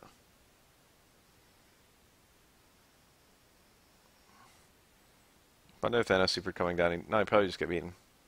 What am I talking about? Yeah, Reality Stone. I feel like I almost feel like every projectile in this game, if you get hit, the projectile hitboxes should all just disappear. There's a lot of stupid. Most of the stupid stuff in this game is based around that. Enduring projectiles.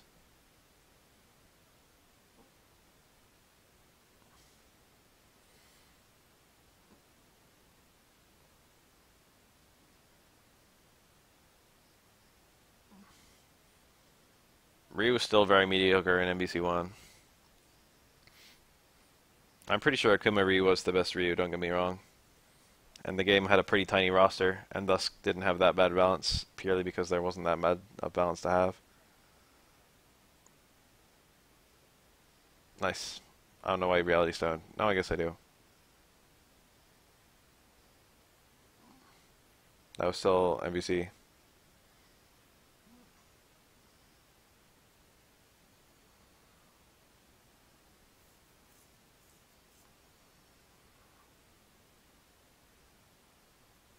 There were, I think there was literally only one character in MVC1 who did not have an infinite, and it was Geef.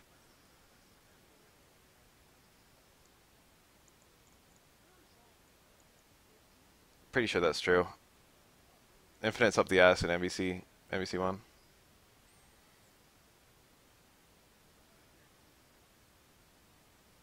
The good infinites were like Gambit's infinite, Red Venom's infinite. I think Strider had an infinite. The Gambit one was really good though, and the Red Venom one was really good. They were like the two you saw a whole lot.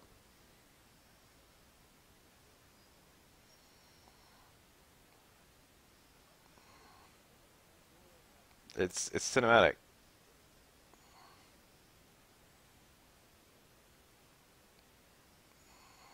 Yeah. If that was not a Reality Stone, he probably could have come down swinging on Cap.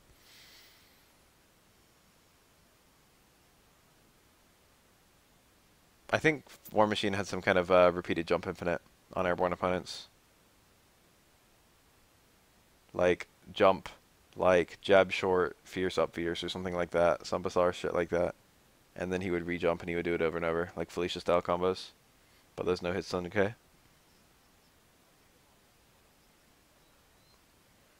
Ironically, Marvel vs. Capcom Infinite, I'm not sure if any infinites in it.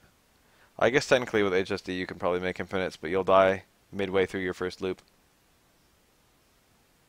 Because HSD combos do a lot of damage.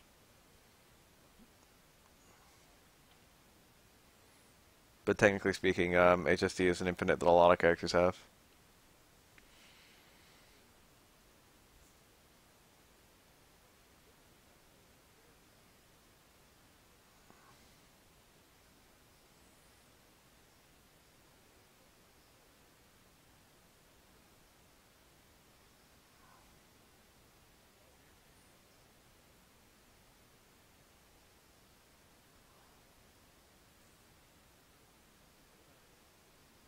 Well, Reality Stone got patched out.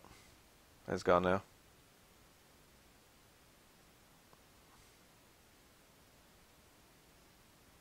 Infinite being tested?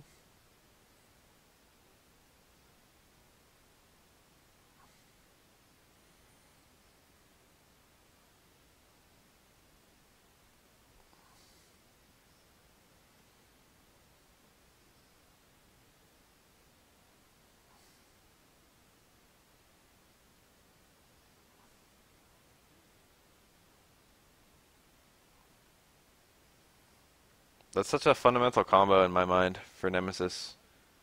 And yet I never see people do it. Successful missile into another missile into tag. That's the only way to combo out of a missile without using a super, I think. And get substantial damage. I don't think I said anything like that. That doesn't sound like anything I would say.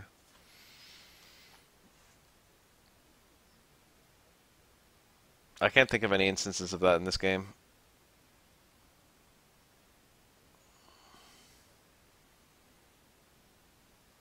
Are we talking about MVCI?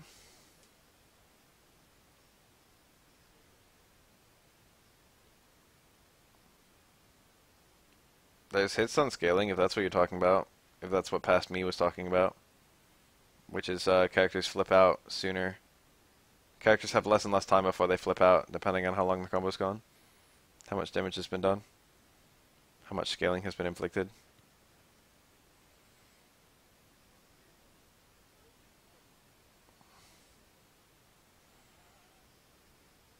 I'm probably gonna go to bed really fucking soon since it's 6 a.m. And since I'm a third-hour worker.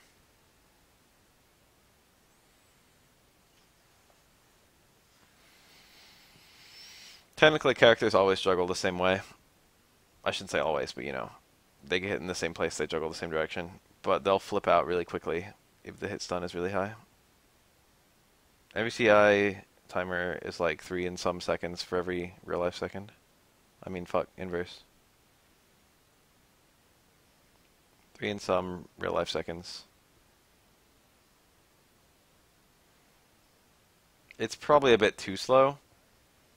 You're probably not really going to have time overs almost ever with this clock. The way that a clock should work is if a match is extremely stally, it should probably go to time over. But that's like the only time it should go to time over.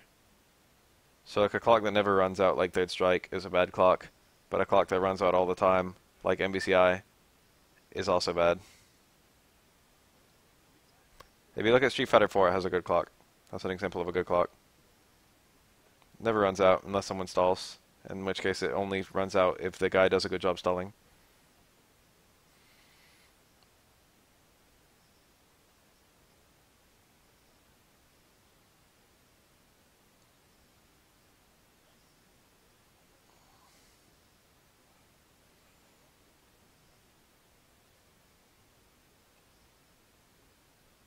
Reflect these arrows.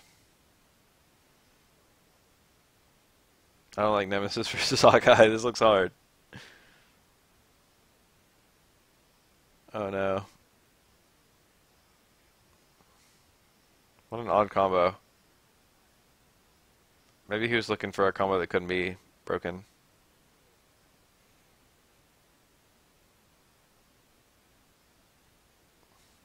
He had to bring in Nemesis because of that parry.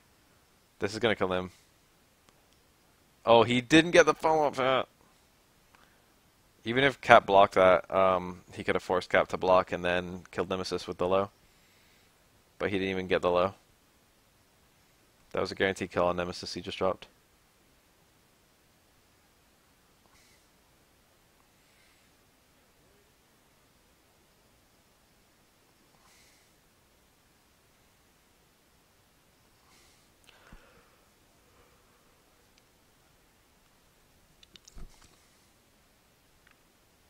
Hey.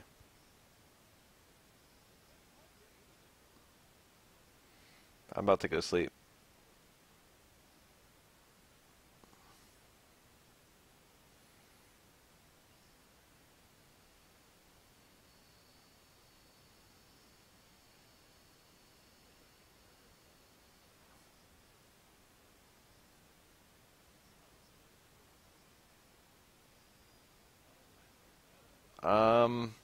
You can tentatively, you can kind of say that's part of the strategy for Soulstone. Is, when you would be doing smart switching to balance your character's health, you instead kind of let one character get overly weakened, because if they die, you can bring them back. And it's easier to bring back a character if you've got another character healthy. But that's not even that much of a thing. You don't need your character to, like, die. Like, whenever your character dies, they die. You don't need to rush them to death just to get the stone meter. There's something like that that could happen, technically, I guess. It's like, oh, like, this beam is, like, hitting in front of me, and I could, like, or this mine is in front of me, and I could, and the opponent's unsafe somehow. I could, like, dash in. A character dying takes too long. Having your character, like, dashing into a mine to intentionally kill yourself to get your second character into Storm would just take forever.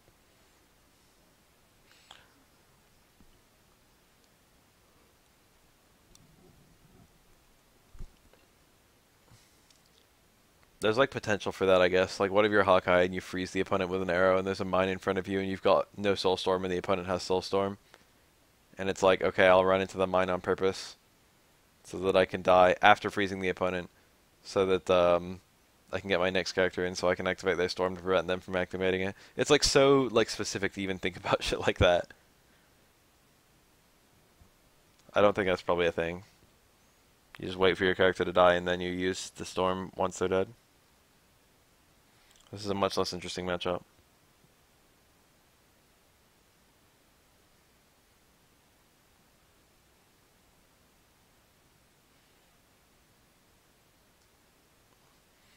Strange is cool though. Strange is a cool character. Impact Palm, he had a much better combo than that. 2 Impact Palms is pretty good though. He didn't lose any damage anyway. Yes, there can only be one storm on at a time. You can't use your storm to cancel the opponents, you've got to wait for their storm to end. Power Stone Thanos, huh? Power Stone Dante, huh? That's 2 characters I've never seen use Power Stone. That was pretty good Power Stone.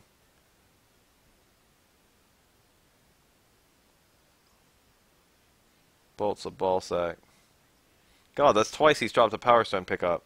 Are you kidding me? Is this his first time picking it? You have an hour to combo that. I don't expect him to always get it, but I just expect him to like react to the range where it would work or where it wouldn't work. That pressure. Oh my, 3. 3 failed Power Stone follow-ups.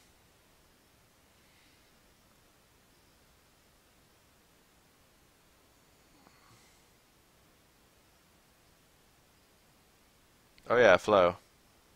Flo runs that team, doesn't he?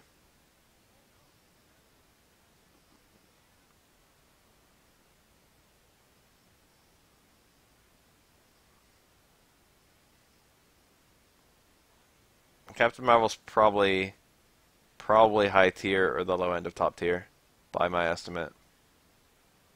I don't think she's probably top 5, but she's damn close if she isn't. She's like a good character. I'm not an expert though.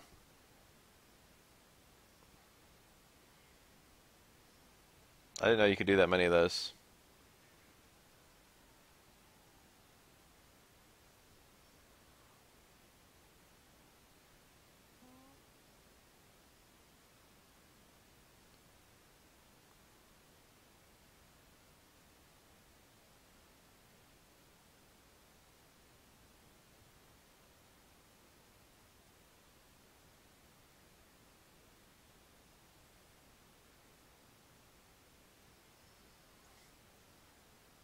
Punch of jabs, but he dropped the combo.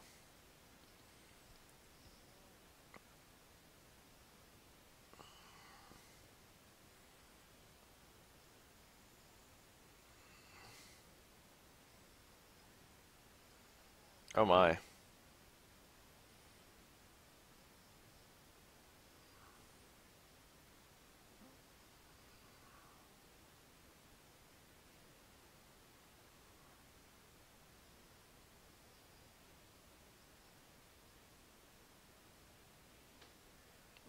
That cheap shit.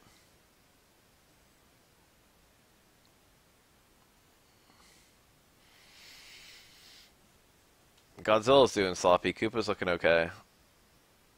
First match, it was maybe not as clean as this. This has been alright. Apart from that initial drop. His drops have all led to, like, resets, so it doesn't even matter.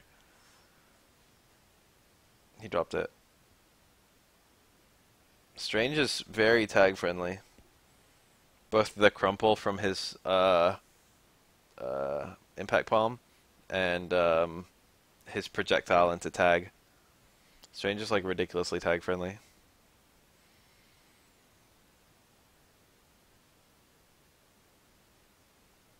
That purple stone. Yes. The only stone people don't use is the yellow one.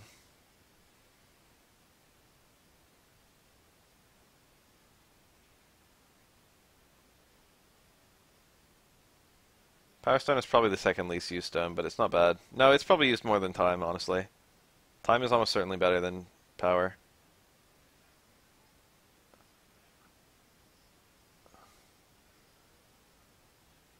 But we won't see Time being better than Power for a while.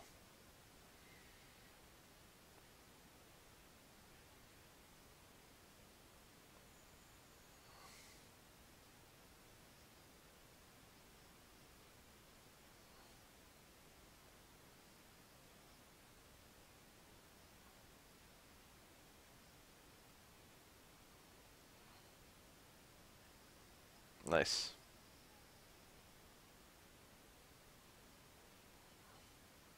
I wish I could do that, but my fucking Beam Super takes like an hour to start up.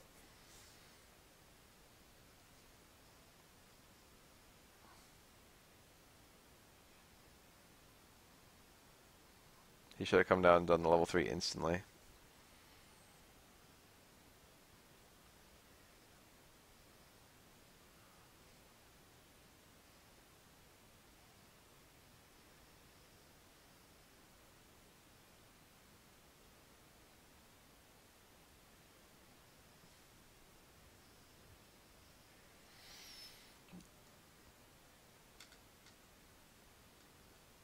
I love these little majors. I mean, not majors. These little minors.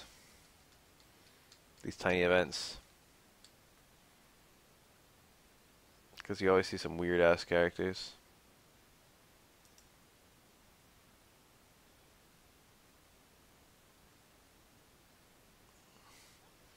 Nemesis Thanos, wasn't that S-Ride's team?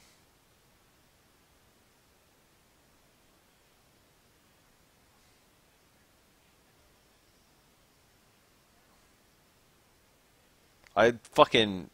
Nemesis sucks dick, dude. Like, he doesn't suck dick, but, like, every time I see... People always go for that, hard command grab, and it never ever hits. And occasionally it never hits in context where the opponent literally jumps out of a grab. It's like, what the fuck? This is what this is for, and it still doesn't work. Power Stone might genuinely be the easiest stone to use. Maybe reality.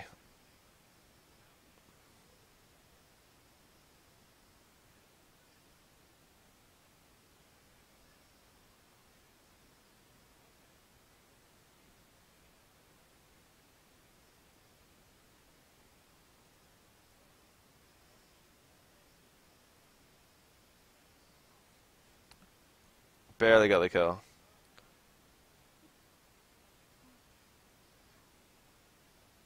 I think a kill. What the fuck? No way. Explain the stones. So every stone gives you one special move and one, like, trigger mode. One activate. There's 6 of them. Do you need more explanation than that? All the stone special moves are pretty good. Power Stones bounces you off the wall. You get a full combo afterwards. Unless your full combo involves a wall bounce because you already used your wall bounce. Characters who rely on a wall bounce a lot are not so good with Power Stone. Both Chun-Li and Iron Man have wall bounce stuff, but they can both ignore it.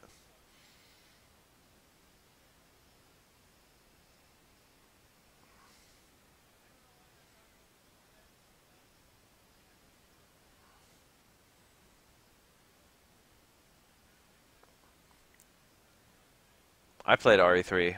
That shotgun should do fucking nothing to Nemesis.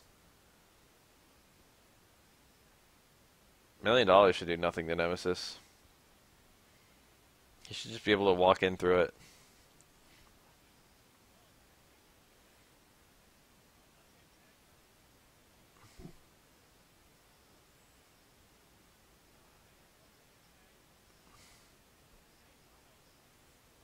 Cheap, dude. Cheap, cheap, cheap.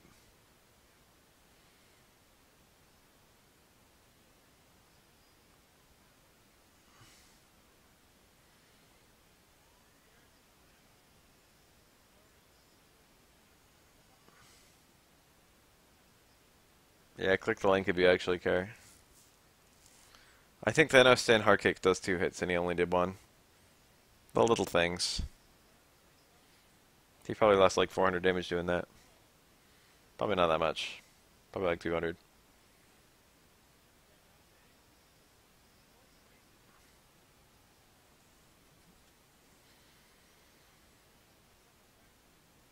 He's playing it real slow. Not slow enough. Got her. Never mind.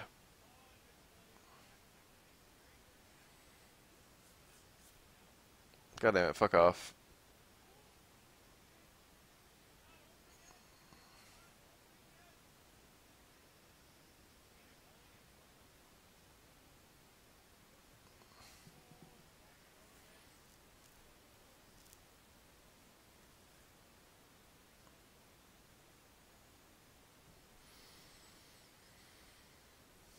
Yes, Nemesis busted through walls like the Kool-Aid Man.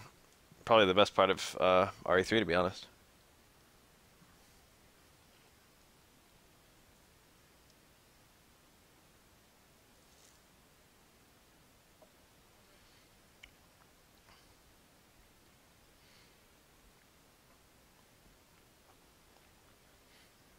When your first combo half kills the character with the most HP in the game.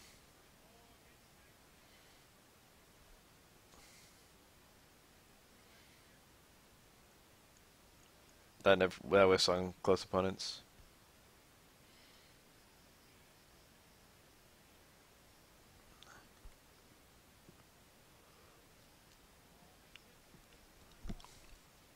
God, losing a character this early, it's over. It's like mega over. That ain't dirty, dude. I can do those.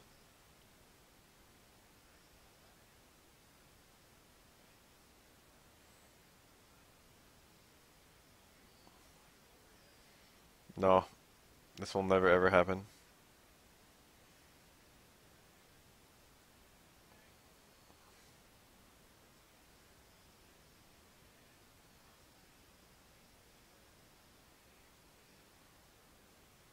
DHC what? What are you What are you talking about, Mr. Commentator?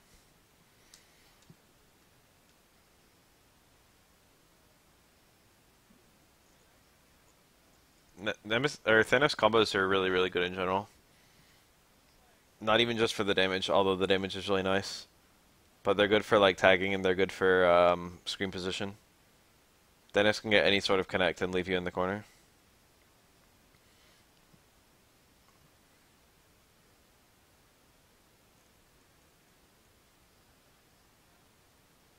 He has an air dash, doesn't he? That's something. I don't think it's an 8 air dash, is it? Don't think so. Oh, Nemesis is extremely shitty dash.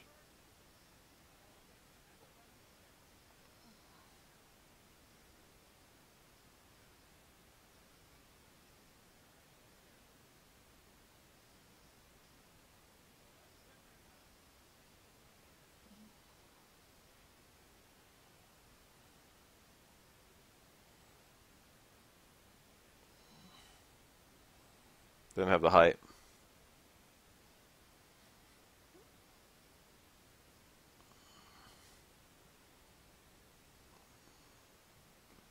Nice. That was a really good decision to find a way to kill Nemesis. I mean, kill Thanos.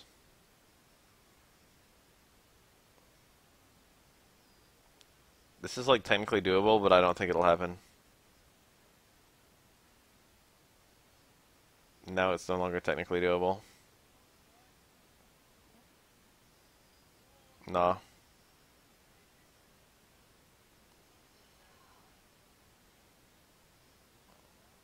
He shouldn't have activated. He did it out of nervousness, but he was in the air and it was a grab super. It's like he was caught off guard. What he should have done was just let Dante's move play out and then tagged when it worked, which it was going to.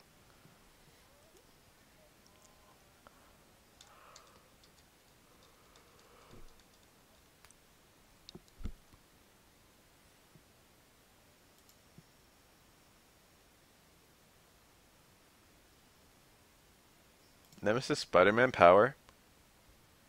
Spider-Man power is a really good combo. Nemesis power, though, I don't know. Do you need that? Does that do anything?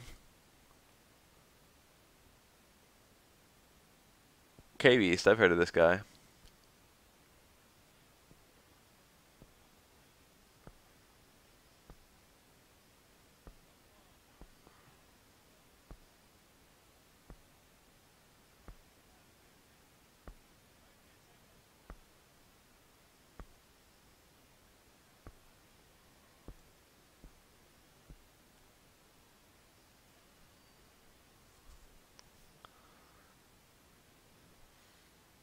I think Spider-Man is low-key good. Okay, so Event Hubs had like a tier list based on viewer votes. And I don't put a whole lot of stock into Event Hub's viewers, but you know, the majority is the majority. And they must have some kind of shared sentiment. It's not necessarily true, but you know, the culmination of people's impressions is a pretty decent source, actually.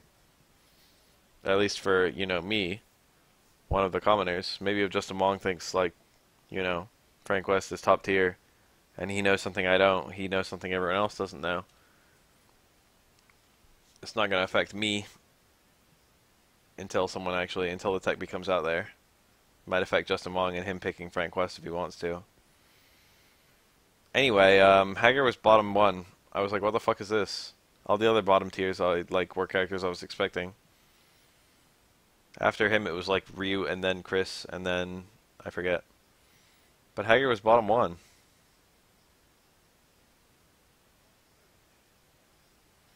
I was like, what fucking voter brigade organized this? Chun-Li and Iron Man were 10 and 11, I think, or like 11 and 12. They were like high, but not top. I was like, that might be true.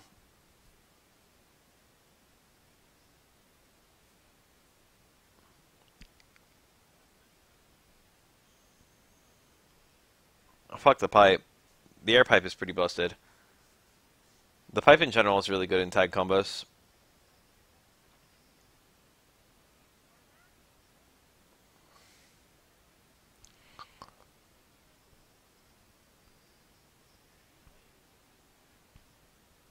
The busted thing about Hager is the spin, the lariat.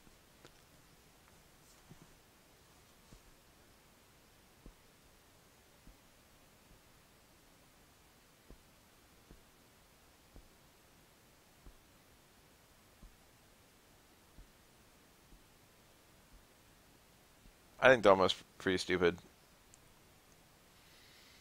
With what I know, I would put Dorm top 3, but I don't know very much.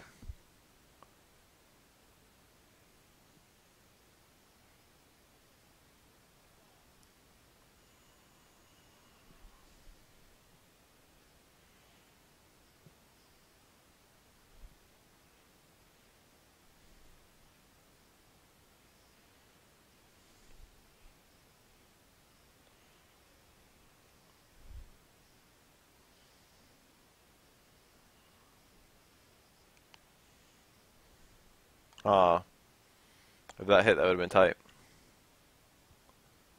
Dante number 1, I would agree with.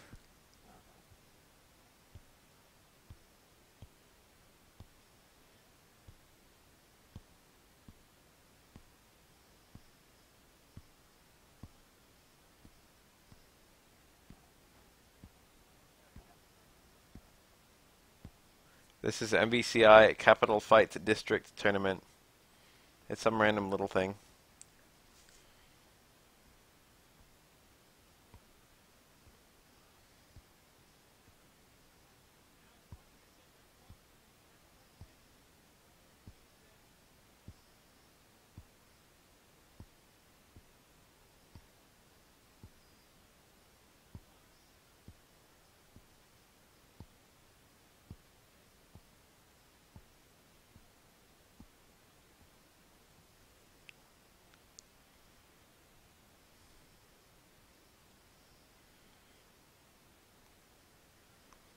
I'm like slowly starting to think that Rocket might be top tier.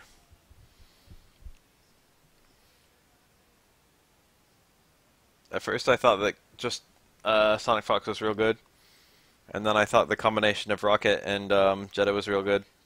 But now I just think it's the combination of Rocket and Space is real good. And maybe even just that Rocket's real good.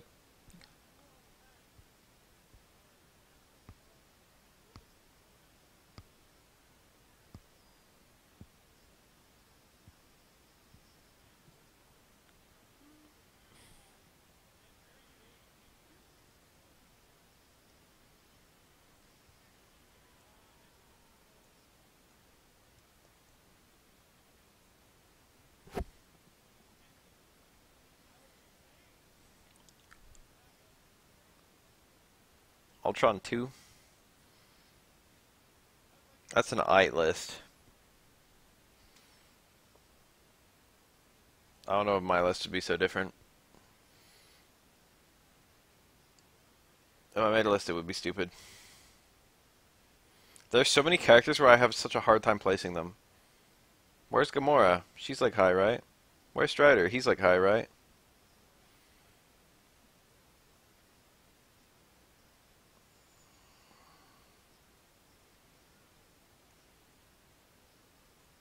Iron Man is like... I feel like Iron Man might be better than Captain Marvel, to be honest. Iron Man is good. Iron Man's good as fuck.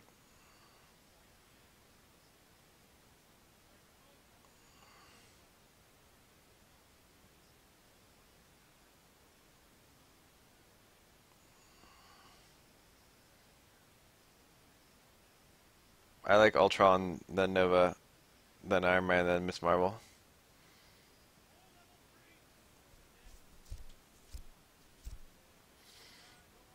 Iron Man has all the cheap flight stuff, and he's tag friendly as fuck. He's like one of the more tag friendly characters in the game.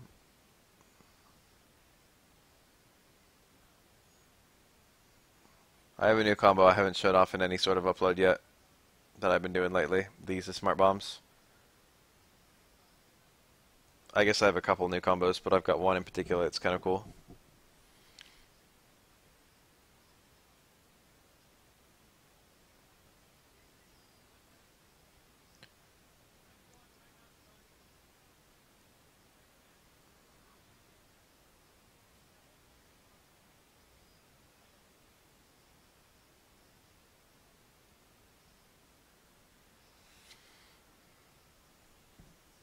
Well, you know.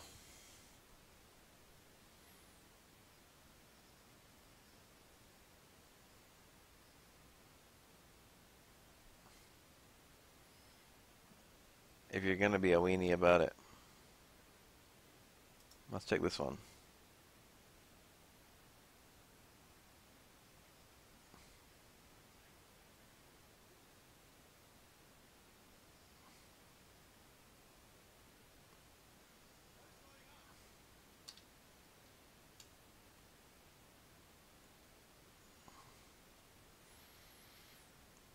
Nova is like secretly the same tier as Ultron.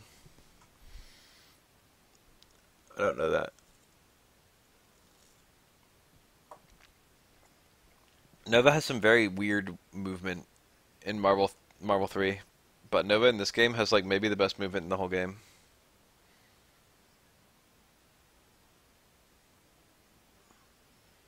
I don't know, it depends on what you mean by good movement.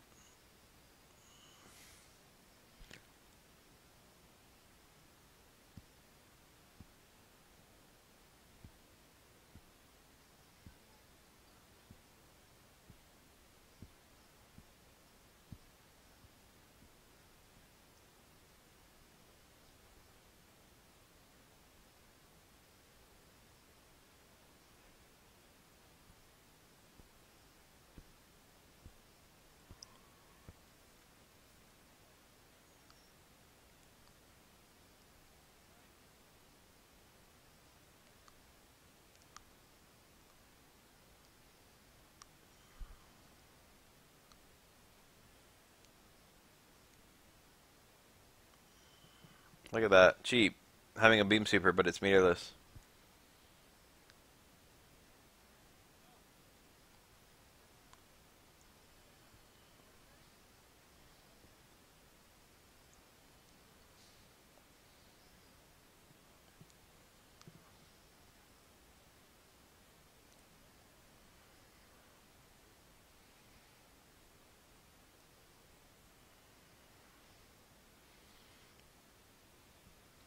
Damn, Carol keeps on living by a thread.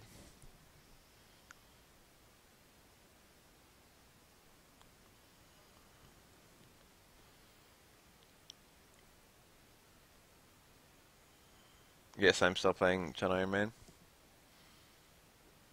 It's a good team.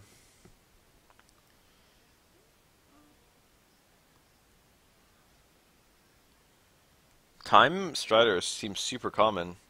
What's the idea? Is it just repeated that long sword slash? Is it that over and over? Is it repeated stand heavy punch? That's such a common pairing. There must be some like really good science behind it.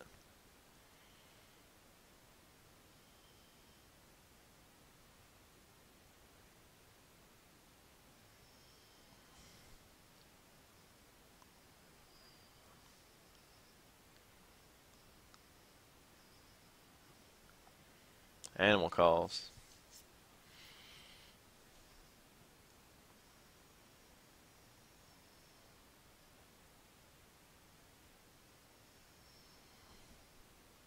Oh, Ouroboros and Surge. That's something. That's quite good.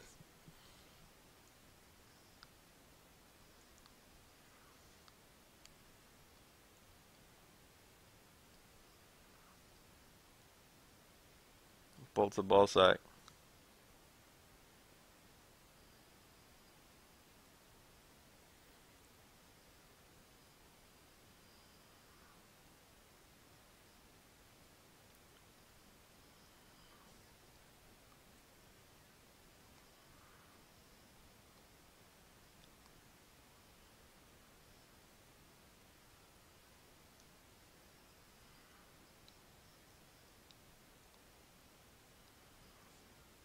I've seen some stuff with Panther that looks really nasty, but I haven't seen anyone play him well yet.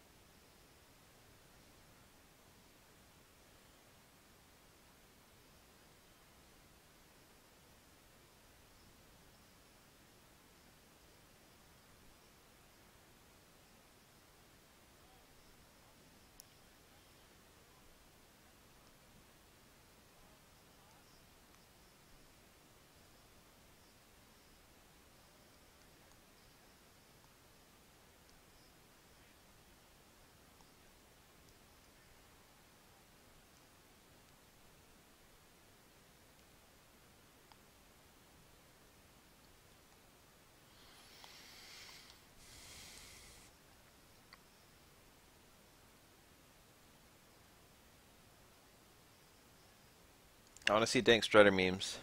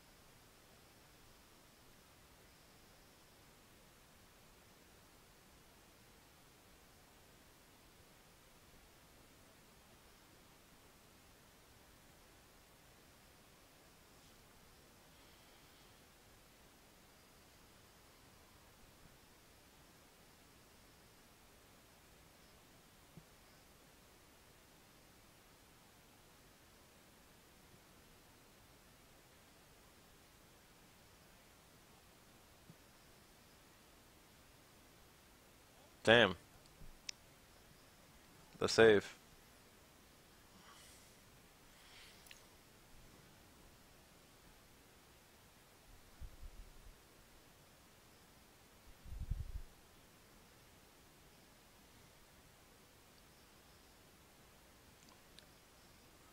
This isn't even a time start combo.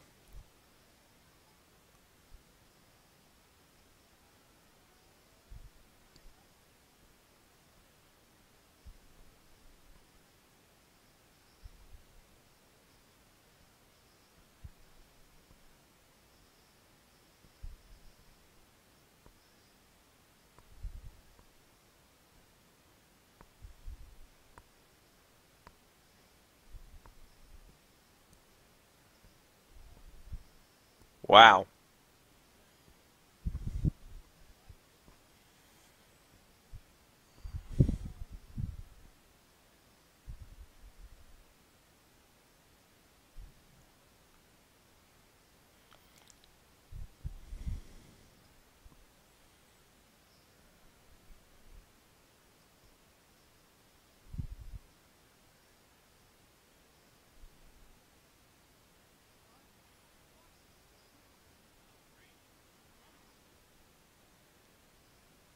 I'm sleepy. I actually need to go to sleep. I don't even think I can live through this set. Never mind. The set ended. I gotta catch a nap.